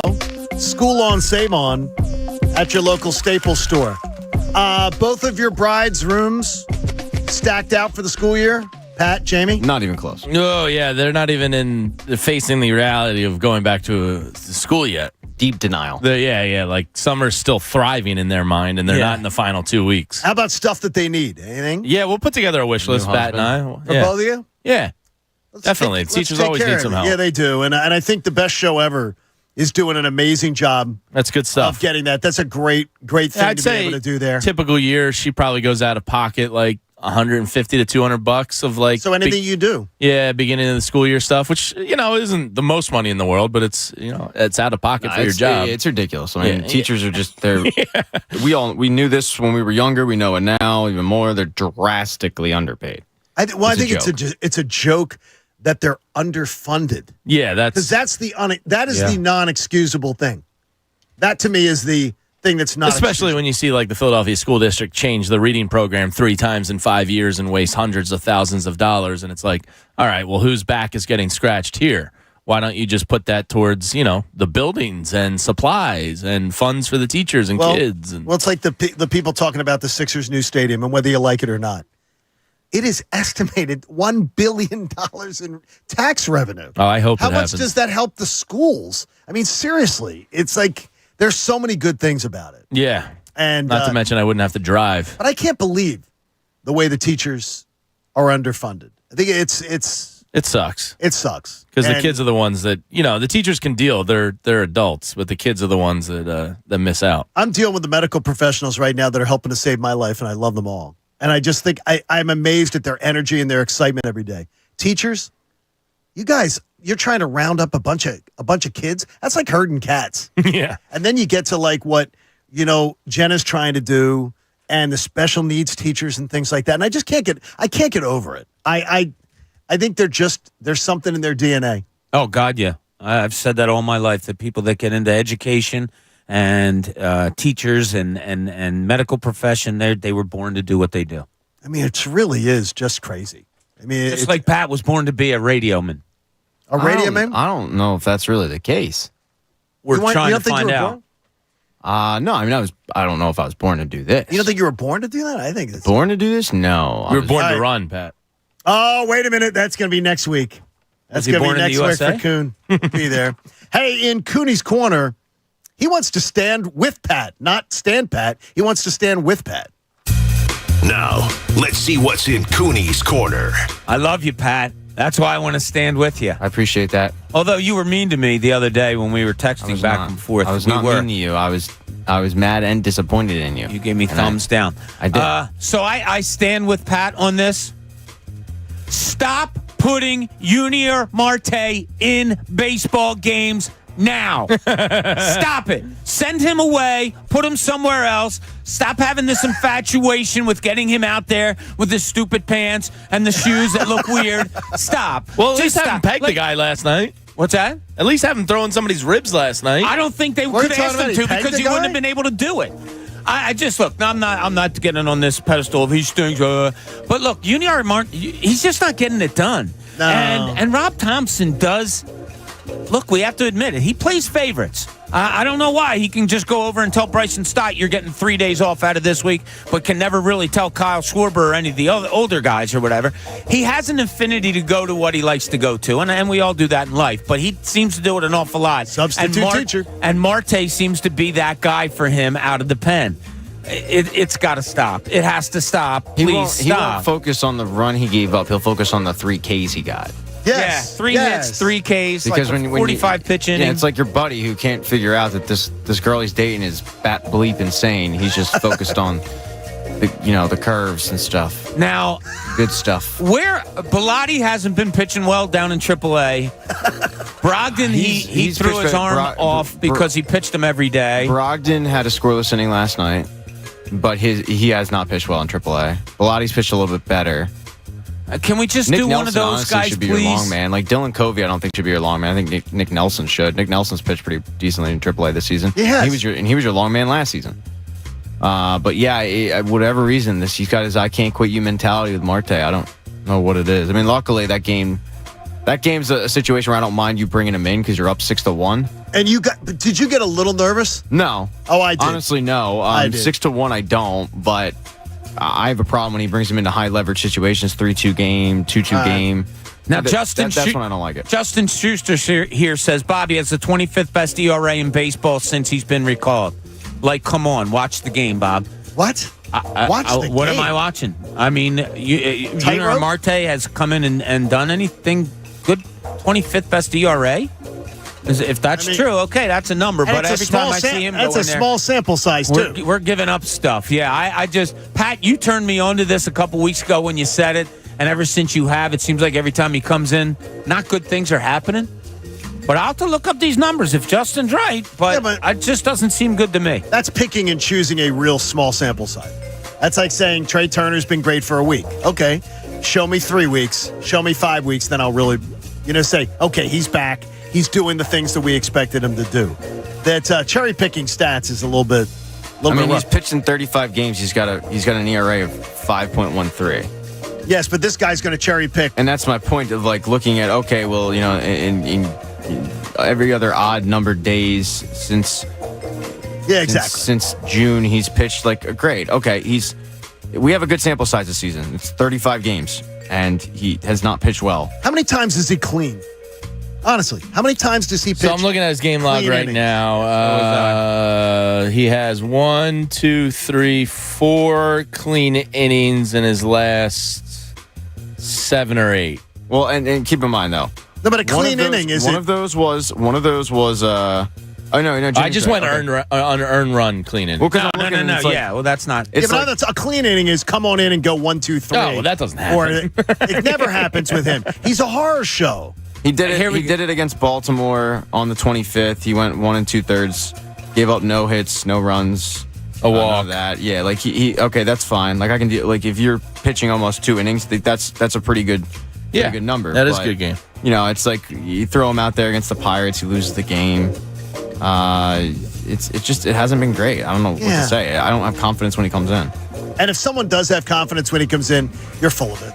Yeah. I mean, you're full of it. You're an optimist. But I'm just that optimistic with him right now. Not feeling it. What do you think about Kimbrel? What about? I still feel okay. You think he's being overused, though? Yeah, a little bit. Ricky's worried about that. Yeah, why did you use him last night? Last night was not a spot for him. You're going into you got a 3-game series this weekend, and you got a day off on Monday. I guess they're thinking there's going to be more rest for him down the stretch, kind of with the 6-man rotation and guys going deeper. I don't know. I have no idea why he comes in. I wouldn't have used him last night. It's not logical. What this man does managing the team is not logical. The way he handles a bullpen is quite frustrating, considering the way they lost last season, in my opinion, was they would get to the 6th inning and they couldn't hit the Astros bullpen. And for a while there, it was good, and you had Alvarado, and you thought Dominguez would turn a corner. Dominguez, at this point, he is what he is. This season, I don't see him, turning it around. Alvarado's injury is definitely concerning. And we go back to the Marte situation. You fall in love with Marte, who, by the way, I'm looking at his numbers. So he had a really, really, really, really, really good June.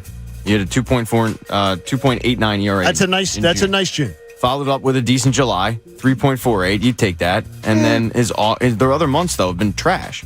they've been bad. So, but he's going to go June and July. That guy's going to say to you, it was June and July. He's trending in the right direction, he would have those numbers on his side. April, May, and August so far, he has not been good. No. So, for 2 months, he was pretty decent. But other than that, I don't need to see him in high leverage situations. With that said, I didn't mind last night because you're up 6-1. But when I really you can went put on him my in tangent, games like that. when I went on my tangent, when you're bringing him in against the Kansas City Royals and you're winning that game, and you bring him into a high leverage situation, and he ends up immediately giving up the lead, that's when I have a problem. Did you do your homework, Jamie? As we wrap this the first up? 9? Yeah, I got him right here. Okay, I want to hear Jamie. I wanted to make sure Jamie could be a part of this. Connor was smart enough to go. Remember, if Jamie wants, we want Jamie in this again. So we preview the NFL season backwards by saying who are the worst teams in football.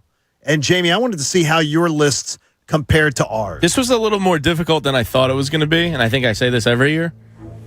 So my first 9 to miss the playoffs are, starting in no real order. Yeah, no order. It's just as they came to my mind, the New England Patriots. I think that division's loaded. So that came to your mind first. Yeah. That means a great first week for the Eagles then, right? Yeah, I think they're going to lay the wood. Didn't you say? I think the Eagles are going to slaughter the Patriots were number 1 on my list. Yeah. Bob said Patriots are number 1, and you said it because of the division. Same thing, right? Oh, yeah. Yeah, I think the Eagles are going to slaughter them week 1, honestly. Wow. Number 2, the Washington Commanders. I think they have a lot of talent outside the quarterback position. I just don't see Sam Howell leading. They are not on my list, by the way, first 9. Really? Nope. My thing went out. Who did you say second? The Washington Commanders. Okay, I have them all. Number 3, the Houston Texans. Good, easy pick. The Indianapolis Colts. I think that's an easy pick also. Shane Steichen I think Anthony Richardson, they're going to feel good about, but they're going to miss the playoffs. You and Anthony are both Richardsoned up. I got to tell you, watching his entire SEC career, I don't see it. I mean, he only played 11 games or something. Yeah, but I don't see it. He was so inaccurate. He's terribly inaccurate. Shane Steichen, baby. All right, he's going. There, he's got it. Jonathan Gannon and the Arizona Cardinals. I think chance. That's a 3-foot putt. Yeah. The LA Rams. That's an easy one too. Good job. The Green Bay Packers. I don't think Jordan Love's going to be it. Wow. On my top 9. Wow, you're the only one to put that in the top 9, I believe. The big balls on Brad. And the Atlanta Falcons. Wow, that's another one I wouldn't put in my front 9. And the Tampa Bay Buccaneers. Like that one. Pat, you nobody had the Falcons? No. Really? No, I think somebody. I feel like did someone have Falcons? Yeah, let me look at my list here. Did. I think Connor did. Yeah, I think Connor had the Connor had the Falcons. But I forget. No, the thing is though, you'll have the Falcons in your next 9 probably. Yeah, they're not making it. But Connor had them. I'm a little surprised. Jamie, that was bold and beautiful. Yeah. That was really. You that had was good, 7 man. of my 9. Okay. Who were the 2 that I didn't? Cleveland Browns. Okay, I thought about them. I considered them. And the Carolina Panthers. I also considered them as well. Well, maybe they'll be in your next 9. But that division's a crapshoot. Yeah, I hear you. So it's like if Bryce Young comes out and looks amazing, who knows? They might have a shot at that division. You got 6 of my 9. Okay. And Commanders, Packers, Falcons are not on my first night out. Okay. You think Desmond Ridder is a playoff quarterback? No, they'll probably in my next 9. Yeah. But I think they're going to be better than I think that division's trash. What do you say? Trash bag juice? Yeah, trash bag juice. Hey, that is a trash bag juice division. Yeah, it really is. I have Raiders. As one of mine. I considered them, and then I was like, that damn handsome Jimmy G. He'll probably have him in contention or something. I have Titans. I thought about them as well, but Vrabel's a damn good coach. And like Bob said, Carolina. Those are the 3 teams that I had that you did not. The next 9 is going to be impossible. I think the next 9's hard as hell. Yeah, I thought this was harder than I thought it was going to be. All right, now, Jamie, you hate something that's pretentious. And that was enough. To me, that was enough of the headline. I hate a lot of things that are pretentious. Let's find out in Jamie's world. What did he hate that was pretentious? We could, we can fake it if we. No. Let's find out what's in Jamie's world. There was a thing. There was a problem. There was a problem with the music bed. Yeah. Yes. That I was playing for the NFL stuff. Oh, okay. And I'm not going to bore you with the details, but we figured it out. Just go in your way to persevere, adapt, and overcome. Yeah, look, I mean, some people crumble under pressure. Like a crumble cookie. Yeah, last night, I guess, what do they call that area? I mean, it's part of Fairmount Park. It's over by the Man. It's where the what was the World event that happened? And World's Fair? Yeah, the World's Fair. Like they got some donation statue, whatever the hell that strip of West Philadelphia is called. What's it called? Anybody? Bueller? Yeah, this is your time. It's over by the Chinese Gardens and the Mann Center and the. See, I always say Fairmont Park. It is, but there's a name for it. Belmont Plateau. The Avenue of the Belmont Liberties. Plateau. The track. It's Belmont Plateau. Yeah, whatever. Avenue of the Arts? Avenue of the Arts. Yeah, thank you.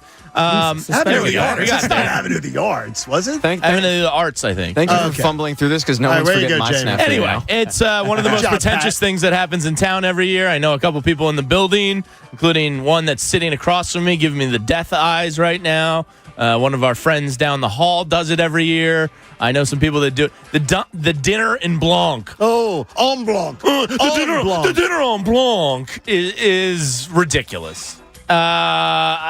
People can do what they want. I support people being happy, and people seem to enjoy it. I think it's ridiculous, and people do it for Instagram. And it happened again last night. Not So to explain what it is to people that don't If exactly you know. don't know what it is, you wear all white, which I think is the dumbest thing ever to do to a dinner party because I'm definitely getting stains all over myself. Like, there's no doubt about that. But you have to bring your own table, chairs, white tablecloths. Oh, Like, you have you to need do white. all this work. It's not like things are just presented for you and you show up and it's a dinner party. You actually have to have like a team captain that handles all this and gets the tables and chairs down And there. follow the rules. It's also not cheap. No beer, $62. It's $62, and then if you want to take Does that get you shuttle- food? No. No. Do you bring your own food? You bring your own food. $62 so is stupid. just to be there. And by the way, Just to be there for the gram. no charity benefits from this. So where's the $62 go? I guess the city. I mean, seriously, there's If no. they're giving, because normally it's more prime real estate. Like last night's one, that's actually like kind of off the beaten path a little bit. Like they've done it at Like the on Passyunk Avenue or something. Yeah, Haven't they they've just done done it like in the middle Passyunk. of the They streets did and stuff? the fountain next to the old Four Seasons one year. Was that Yes. Logan Fountain? They've done a lot of places where it's like down by the art museum one year where they like shut down traffic and it's a total pain in the ass. Last night wasn't a total pain in the ass, but it's still pretentious as hell. Yeah, I mean, 100% the correct. fact is now we I had don't know if we've ever agreed more on a topic than this one. Yeah. By the way, Bob, you're totally in on this, right? Pretentious as hell. Yeah, I mean, I don't mind a party, but yeah, when you have so many rules, forget it. Now I'm out. I don't even know what the rules are. Well, It's the rules like you are got to no pay beer, the money. No beer. no liquor. What? You can't bring liquor or beer. People aren't even drinking at You this? can bring That's wine and or champagne. only. Ah, Then jeez, it's- that and makes it it has to so be much white worse. wine because you can't get the red on the white. Then Seriously. you can, and I've been told you can pay for them to provide you food, but it's like a group food. It can't be like, okay, Jamie wants chicken, Bob wants fish. No, it's like you're paying for fish, everybody's getting fish, and it's extremely expensive. So This sounds it doesn't terrible. even make This sense is- for you to actually buy it because you all have to want that food. Who would have gone to this thing? Now we had a sleeper agent in the building. Oh, Okay, so it is a sleeper agent there, and her name, Haley. Haley, you were there last night. I got to ask you the honest question. Yes. Would you have wanted to go if you weren't going as a member of the media? No. Okay, now that you've been there, tell us about it. It was the weirdest event, but coolest event. I had no idea what I was getting myself into, but I found it really strange the amount of people that just like were cool with carrying their own tables and chairs, and they found that enjoyable. That to me is like a Ridiculous. job. I would want to get paid to do that. And then they were taking them in the Uber, so that was funny. I stayed for maybe 45 minutes. I didn't really know what to do. It wasn't like people were dancing. It was like people were sitting and eating and taking pictures. Oh, it's all for the gram. I took some pictures, but It's all for Yeah, the gram. Did all you have for the somebody gram. take your pictures? of course I did. Yeah. and they weren't That's all doctored. it They is. looked good. It is Yeah. a straight up, I'm paying to look like I'm. flex. Yeah, like I am important and a status symbol, and you're not. You're an idiot. I You're can't. an idiot for doing. She's sitting right I don't here. care. But Haley, didn't Haley pay. comes from the Instagram. I'm gonna go somewhere and take a picture and do forced FOMO. Look at me. I'm forcing FOMO on others because you're not here and I am. Please give me likes. Like that's the generation. It's partly my generation too. I mean, it's this is it. This is the dinner on Blanc is a prime example of it. Like, I'm going to eat a Wawa hoagie for $65, dragging my own table, seriously. my own chairs, having no idea where I'm going with 8 different people wearing all white. We should go one year, Pat, and just wear like white jorts. No, you have to be invited. Yeah, it's an invite Oh only. God, this keeps getting worse the more I find out about it. It is the largest douche canoe that has ever been constructed. Noah's Ark was not as big as this douche canoe. I just want to show up with like a Happy Meal and eat my nuggets and fries. I want to see Jamie in all white. All right, so that would be it's no. So it's not a very Haley, what did flattering Haley, color. You're on the. He's pregnant. Haley, you're on the. You're not on the prowl, but you are available. I am available. Were you getting hit on last night? I didn't At allow. dinner on Blanc. No, I didn't allow myself to. I showed up. I took a couple pictures and I left. I had the Phillies game to finish watching, so I had to get back home. I just imagine every woman that was at this event is doing the Addie voice. Yeah, pretty much. Look at me. Well, she's texting me right now, calling me an idiot. It's What? Centennial District from the World's Fair. Oh, yes. Bent Bazemore on Twitter says, get it right. It's called Parkside. I got Ethan saying it's Belmont Plateau. Come on, now. It's all, they're all correct. They all sort of. I think Strawberry Mansion might be the answer. No, Strawberry's on the other side of the river. Yeah, I'm okay. saying what I got. Somebody said it. Yeah, well, that person's wrong. I mean, seriously, but there's so many names for it. And seriously, don't be pretentious like that either. Yeah, she said it's the Centennial District. Now, you do that fake Addie voice, which, by the way, she doesn't sound like that. No. But that's how I picture everyone. Look at my pictures.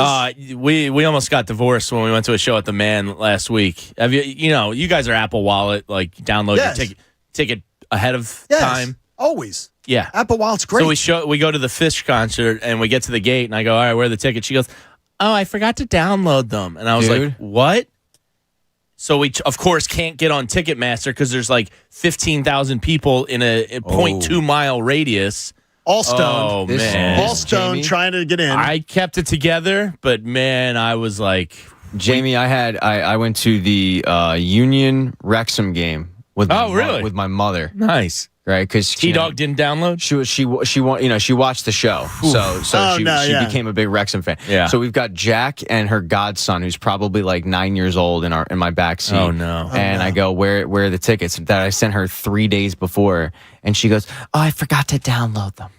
How can you forget? I don't know if you've ever been near. The one complaint I have over the Union Stadium, which by the way is gorgeous, is cell reception there is horrible. And you're getting one bar, and I'm trying to find traffic while grabbing, Boomer T-Dog's phone and figure it out for her because she doesn't remember her password. Is it a flip She can't phone? find anything. No, it's an iPhone, but she can't figure any of this out. And I'm screaming at her, why in the world didn't you download these? Because I'm stressed out. And I'm like, why didn't you download these tickets beforehand? And she's yelling back at me. It really wouldn't be a trip with me and my mother if we didn't end up getting into one screaming match. But yeah, I don't get the logic of like, oh, I can do it while I'm waiting in line. I'm shocked at the. No, you can't. I'm getting nervous now because I think I was in charge of the Springsteen tickets. You better download them. Download them now, though. What are you doing? I'm working right now. I know that, but don't wait till the last minute this weekend. You haven't cracked that mic in 10 minutes. Come on now. The dinner on Blanc. Okay. Dinner on Blanc.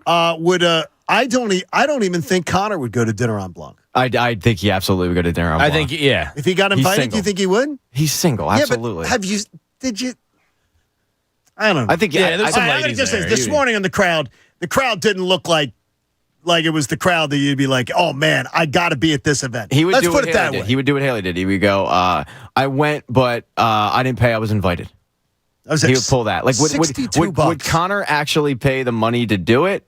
I don't think so. No, I don't think so. But if he got invited for free, he would absolutely go and start, doing a scouting report and start, trying to scope out future ex-wives. I don't think, no, he says flat out, and I agree with him. I think he's saying, I am not about to go to that bougie-ass BS. All right. I really don't think he would. I'm proud of him. And I think he would, too. I'm I proud don't of think him. we have, Anthony wouldn't go. No. Chunas wouldn't go. No. It's just circles that we don't travel in. I don't think Tyrone Johnson would be caught dead at it, at a pretentious event like that. I don't know. Tyrone, what about Jen? I could see Jen going. I could see Jen going. I could see Jen going, but I don't think. I don't Tyrone's know. kind of willing to do anything. Like I could see him going once. Who? Like just to Tyrone. sample, Okay. just to sample it. Just to like. But I don't see Tyrone going for the reason why we're saying the Instagram culture. No. Look at me. Here's a filter. Smash that like button. Give me a bunch of hearts. Like, It's just like, look at my outfit. This is why I'm here. It's the worst. And the fact is, an event like that, $62, and you can't scrape off. And that provides you nothing. You can't scrape off $10 for charity. That there's no charity involved in this. That is such a that to me in and of itself is absolutely unacceptable. That just makes it worse than ever. That there is there should be a charity angle. Come on. Because without the charity angle, there's no reason to defend it. Like, what's going on? It's just I don't know. Where's that money going? It's just circles that we do not travel in. I'm glad not to travel in. Let me take that is a jug handle. I'm glad to navigate. We're yucking somebody's yum, and that's not what we're about. We always said we don't want to yuck somebody's yum. No. Yeah, but that person whose yum that we're yucking is not listening to us. I would say I would not believe they're listening not only to not us. listening to us, they're extremely superficial. And I don't believe that is our target audience throwing it down is heading to the dinner en blanc. I would say 95% of our audience that's listening now will not go. That's what I would. There's about 5% that's probably offended right now and mortified. If it was like an awesome meal and that'd be interesting. $115 and like you didn't have to lug your tables and chairs and it wasn't invite only and like one of Philly's like world class chefs was cooking. And who's in? I'm in. But who's doing the invite? That's. I thought that was what it was. The first time I heard of this, I went, "Oh, okay, so." That's great. Getting some Jose Garces bougie is out meal. there. Yeah, there's got to be like this bougie ass meal if you're paying money to go and lug the furniture. But no, I mean, like the people that are pocketing the money have to be cracking up every year at the amount of people that come to this and pay. How many get there? Do you think? How many go? I'd say over 1,000 people. Oh, really? Is it really? Probably right around 1,000. Wow. Did you see maybe 500? 600? Did you see Kyle from Crossing Broad last year? Last year, it was hilarious. and the guy's like, "So you're saying like everybody who's here is sort of rich?" Yes. And the guy was so proud to say it. Yeah. Like that's like he's very proud to be. That's the thing. It's not like there are some people that are there that are absolutely rich, and then there are people like Haley that want to be.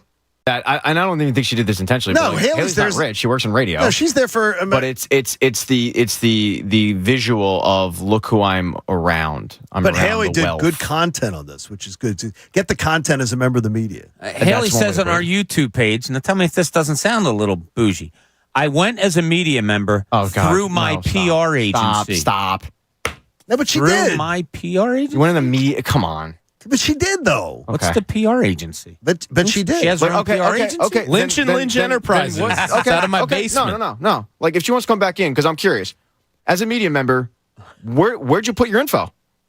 Like, did you do a story? Is there a YouTube channel? Was there an article written? She just reported it here. You're not allowed. But she just gave us. But then again, Pat, remember, because Jamie brought it up. Like, what did she do other than go and claim I'm a media member? But you're not allowed to. There's certain things you're not allowed to like even do at this thing. They have such rules. You can't pass gas. But clearly they want it because it's a media member. The big joke was Bob's not allowed. The Kyle's big joke was the swamp ass, and everybody laughed at it. Even the women, they laughed at it too. So Haley, what does it do? Like what as an esteemed member as a member of the media there? What does it do? Yeah, absolutely. So I do TikTok, as many people know. So I promote it on my TikTok and also my Instagram. And you have quite a following, I must say. Yeah, I mean, my TikTok's more sports stuff, but when I get cool opportunities like this, listen, I don't make that much money. I want to experience Philadelphia. So if I get invited to an event, I'm going to go. Then that's fine. Don't claim, I'm only doing it because I'm a media member. She didn't claim she's only doing it because of that. She did it on the YouTube. She said, I went as a media member. Well, but that's how I got there. I wouldn't pay the $62 if I didn't get the opportunity. Just say I'm doing it as a cool event. Don't be like, oh my God, I'm a member of the media. That's why I have to go. Like, no, you wanted to go. You put it on a TikTok. You put it on your Instagram story. There's no need to bully over this. I'm not Pat, I could bring you next time. I have a +1. Pat wants to go. Pat wants to go. I get annoyed at people that claim I'm a media member when it's like, what did you do with it? Like that annoys I put it on media. She TikTok. And she put it on. It's media. You know what? Hey, it's a place I don't understand. I hit the well on TikTok. And I don't understand. Pat, I don't understand it either. I'm right with you. I don't understand. Who's your PR agency? But it's there. I have a couple. It's Philly PR Girl and then Versa Media. That's great. Yeah. So good job. Hustle. That's what you do, young lady. Oh, absolutely. You hustle. And take that next time. Boom. And Pat wants to go next time. Your face. He could do. Did your crazy aunt go with you? You just got crazy aunt. I love face. your crazy aunt. I love her. Yeah, she went. She said for me to tell you hi. She is awesome. She loves you too. And she's crazy. She's flat out crazy fun. She is fun when she comes out to our events. Oh, is yeah. she coming to Fan Fest? She is. Oh, good. We'll see the her at whole Fan Fest. Simon crew is coming So out they of will Fan all Fest. be there. Dad and Mom will be there Dad, too. Mom, and maybe Uncle. Maybe Everybody my other dressed in aunt. white? You're not going to all come dressed in white? I'm going to be wearing all black. Yeah, we're all black that day. Good job, Haley. Hey, Phillies facing the Twins. Don't these series seem weird to you? Like when it's the Twins coming, like doesn't it seem a little This weird late to you? in the year? Like you're playing the Twins, and it's like you have no attachment. It's different. Some people are loving the new schedule. It's obvious that baseball fans are loving it because they're packing stadiums. They've had 3 Tuesday nights on the Major League Baseball calendar. 2 Tuesday nights, 2 Wednesday nights, which have set records where every stadium had over 30,000 people in them. It's not. I mean, I don't know if it's post-pandemic, if it's the new balanced schedule. And by the way, look at the schedule. If you do the math out, you're going to see Ohtani pitch here at Citizens Bank Park. You can go to, and now something can happen in the interim where there's maybe a rain out or something, but he's scheduled to pitch. Grab your tickets now. He's in the top 6 for Silver Slugger and Cy Young. That's bizarre. It's kind of crazy, yeah. He's better than Mike Trout. Yeah, he's better than anybody. And Mike Trout was supposed to be the greatest baseball player, the Babe Ruth of our generation, which I never bought into. I think he's a great player. Great player. But now Ohtani, he's already been beaten by somebody on his own team. I would look at the numbers 2 ways. One, yeah, I think people do like seeing teams that you didn't see before. I think that's cool. I like everybody playing each other and Phillies going to stadiums that they don't normally go to and other teams coming in here. I do like that. But I would think the bigger thing, John, is because it's had such an effect just on me, is the timing of games. 6:40, baby. Faster games. Like last night, my friends, and one of my friends called me in the middle of the game. It's like, my God, this is why this city can't get behind Aaron Nola. He can't change with the times. The times changed to become a fast pitcher. It was the 5th inning last night, and it was like 8:40. At 7:52 the night before, I texted you and Connor in the 6th inning. 6th inning. It was the 5th inning at 8:40, almost a full hour later. That's how slow Nola is. He's a human rain delay. And it turned everybody off. And even the announcer's like, oh, look at the hangover in the stands from last night. Well, it wasn't just that. It was because you had a pitcher out there that's just so slow, you're going back to old baseball. I really do think the new timing of baseball is the main draw, John. I like the one thing is, I wondered whether the start times were going to be popular. Pat, has there been more demand for your tickets? Because you get into this. Yeah, but I also think it's the team after last year. Yeah, I mean the team after last year. It's there's been quite a bit of demand. But I love but I do think the earlier start times help. There's something weird about just a 25-minute change. 6:40, 7:05. Bob's right. It's better. I'm getting to bed. Like you watch a whole game and you're able to go to bed. Like I don't know how many times we would sometimes last year have the DVR set to be able to make sure we could catch the last innings of games that were going till 11 o'clock. Yeah. They were going up till 11 o'clock at night. No, I do. I just absolutely love it. I love the early start time. I love the early ending times, the quickness of the game. And look, I think it keeps players. I was talking to somebody, a professional player recently, and he said, look, I knew when I pitched faster, the defense behind me was better. Yes, well, because guys were just John ready Kruk to go. always says that. Yeah. The defense is better behind fast pitchers. Yeah, I just think it's better baseball. I really do. You're more on your toes. You heard Nick Castellanos last year talk about how in regular season games. Couldn't pay attention. Now he's like at times. And now he's really good in the field. Probably the best right fielder we've ever seen. He's really good in the field for the most part. He's only had like one bad game that I can think of where it was like really bad. Yeah, so next year when Harper goes back to right, you can put Castellanos in left probably, or vice versa, whatever. Then you have too many center fielders. That's fine. Because there's one great center fielder on this team, and it's not Marsh, and I love Marsh. Rojas Great is nasty. fielding Rojas is a center great fielder, fieldings, and Bobby's doing it. It's a small sample size. I like the kid a lot. But he's doing it at the plate, though, too. I mean, he's showing enough at the plate. He's showed up. And he's got a little bit of sauce to him, too. Yeah, that special sauce. He's got swag. Hey, Jamie, great seeing you. Yeah, thanks to Bet Parks for having me in. And I'll be at the Bet Parks Racing Sportsbook inside the Chickies Malvern with one With Iggy. Patrick Egan from 12 to 3 tomorrow. You guys are a very fun listen on Saturdays. Yeah, it'll be good to be back together. I've got lunch on Blanc that day. I can't make it. Hey, guess what? If you two wore all white tomorrow, I don't have that. Let's start That'd be dinner so in fun. dark. I don't have dinner and dark. And we'll how, do about, all black. how about lunch and dark tomorrow? Yeah. That would be fine. Lunch and dark. Dress like you're goth. Funeral for my haters. Hey, support life-saving cancer Kids research. still say that, Pat? Join us and our generous partners, H&H Heating and Air Conditioning, and make a donation today to the American Association for Cancer Research. Do it at 97.5thefanatic.com/AACR. Thanks, DelcoHVAC.com. Cancer research saves lives. I'm going to get this poison packet taken off me in a little bit because cancer research has gotten better and better. It's awesome. It'll help. We'll be back on Monday. Cuz Radio is going to entertain the hell out of you today. And then don't miss the best show ever. And the Phillies will have another great weekend. We'll talk to you on Monday. Have a great time, everybody. Got to tell you that another big season's ahead for the Birds. Join me now on the BetPark Sportsbook app and make the pro football futures bets. Yes, futures bets. The BetPark Sportsbook's the only app I recommend.